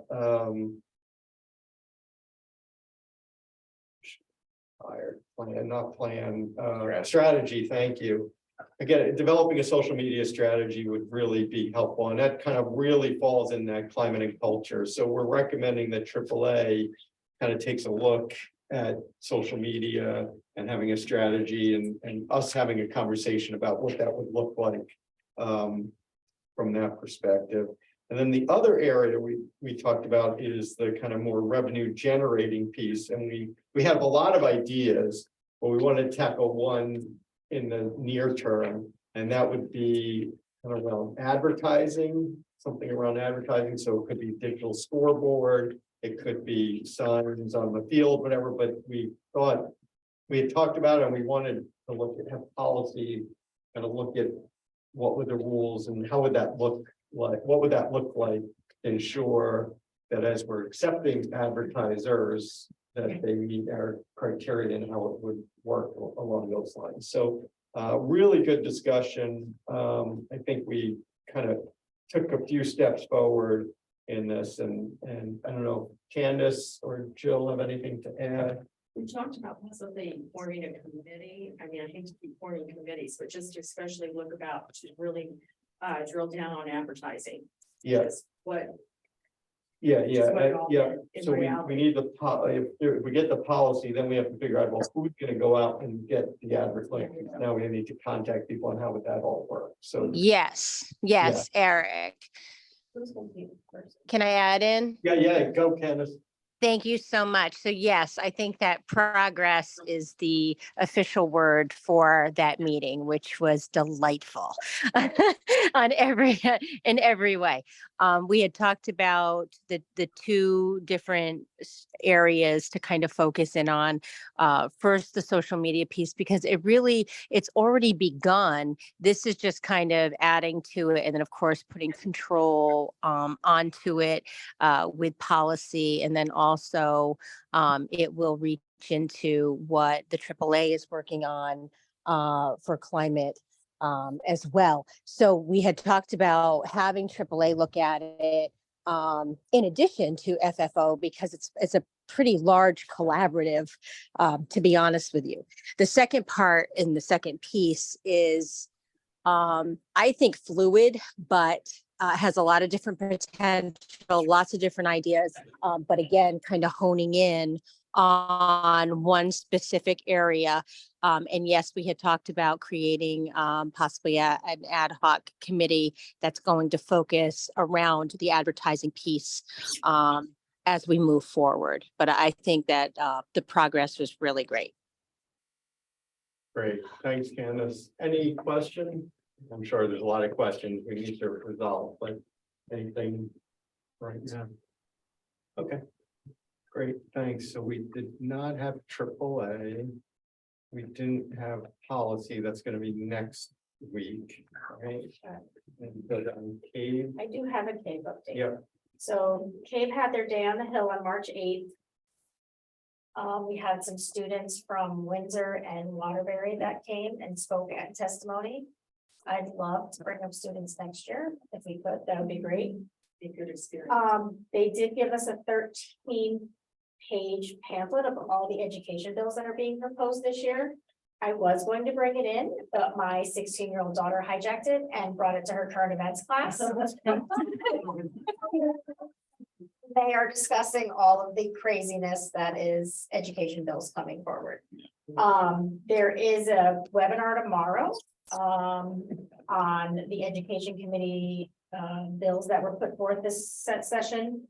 and where they are. That's tomorrow at 11. If anybody wants a link, I'll send it out to you. They are going to do a "So You Want to Be a Board Member" webinar a little bit later for people who are thinking about becoming Board of Ed members. So that they know what being an actual Board of Ed member entails. All the hours and, the gratitude we get from everyone and the pats on the back and the support upliftingness that we get from everybody in the community. And all the hours and the pay that we get. They're gonna talk about all of that during that webinar. It's a great experience. I'm not saying it's not, it's just that people, think it's this exalted No, everyone I talk to seat that says we how sit wise on. you're doing it. It wasn't you. I love being a Board of Ed member, but some people think that it's this great thing and then they get here and they realize how much time goes into it and then they don't really participate anymore. So they're gonna do a webinar so people can be prepared to be a board member. There's no way to prepare, I don't think, until you sit here and do it. That's my Any, opinion. any questions for Jamie? Okay, that closes. Committee reports. And we move on to board comments. I think Jill may have a board Jill. comment, I think. Okay, I've been thinking on this since this whole budget season started. And this, I guess what I'm saying is I thought about this for a long time. I sent my daughter through the school system, sorry to talk about my family. I now quote on a fixed income. So one of the things I wanted to say, because I've been hearing this since when she starts school, 2012, 2002 or something. I'm on a fixed income. I can't afford to pay my taxes. So I was wondering, I just want to share this with everyone because I won't do it if people think I'm out, it's inappropriate. I want to get up and say, as Jill Collini, taxpayer, 10 Quarry Lane, that I've lived here. I bought my house 10 years before I moved here. I still live here and will continue to live here. And quote, on the fixed income. And I don't mind every year or every 6 months paying my taxes. I'm pretty passionate about this, as you can see. But if people think that would be the wrong thing for me to do or the wrong venue, tell me and I won't do it. I mean, again, I don't want to cause any problems for the school system or anyone. I mean, someone give me some feedback or you can text me or whatever. I'm really struggling. And you're looking at Jeff. It's Tell me come what up, to do, Jeff. well, it's come up in years past. I think you have to be careful. Yeah, and I'm just like, be cautious with, Yeah. because you're standing up there as somebody from the public, but you're also a member of the Board of Education. That's the tricky part my because, question is you should penalize me. I agree, and I'm No, not saying don't I do wouldn't. it, Jill. It just, and that's the hard part in trying to make that decision. I don't know if there's really a yes or no or right or wrong answer in it. It doesn't happen all the time. But I do know, I think one other time in my 8 years, somebody did that, I think, and I can't remember even who it was. But that's the only time I recall. I guess somebody I've stepping out of heard the Board of Ed role and I've heard for so many years. No, I mean, it's allowed, right? it's You allowed. are. Yeah, absolutely, it's allowed. So, I've spoken at Board of Ed, Board of Finance hearings. I've spoken at Board of Ed hearings. Yeah, Never asked the taxpayer to speak out. But I don't want to appear that. thought about doing it I don't- sometimes as a. yeah, I don't think it's gonna change any opinion. I think the reality is the way our system is set up. I think we should be putting things to referendum and not having the Board of Finance decide. But that's not how we function here, so we're not gonna change that. I don't think the people that are in that position are. You have to make that decision on your own. About I whether know, or but I not don't want to you're embarrass Sure. anyone, or I don't want to cause any. I'm not embarrassed. I mean, that's your prerogative, Jill, as a paying taxpayer in town. All right. Other board comments? I do, just wait, Thanks for listening. April 2nd is the Playing for a Miracle event for the Miracle League at Mohegan. If anybody needs tickets, wants tickets, let me know. How much are I'll those get you the tickets? link. 150. Per person, Mhm. what do I have to wear? Whatever you want. Sports, where they suggest jeans and a sports Oh, so it's jersey. not a formal It event. is not a formal event, but it is open bar. What? It's just food for thought. Saying, food for thought. That's it, that's all I got.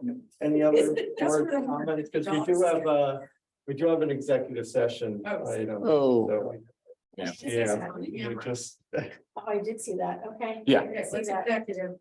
Okay, good with board comment. Okay, does someone want to make a motion to go into executive session To go into executive session, I'll to second talk it. about an administrative personnel matter to include Jeff, Annalise, and Mariana? Mariana, you don't need to say. No, so Jeff and Annalise. He's ever here, go home. Yeah. Doesn't need to be here. I second. Is it a Aye. contract personnel? Yeah, administrative personnel matter.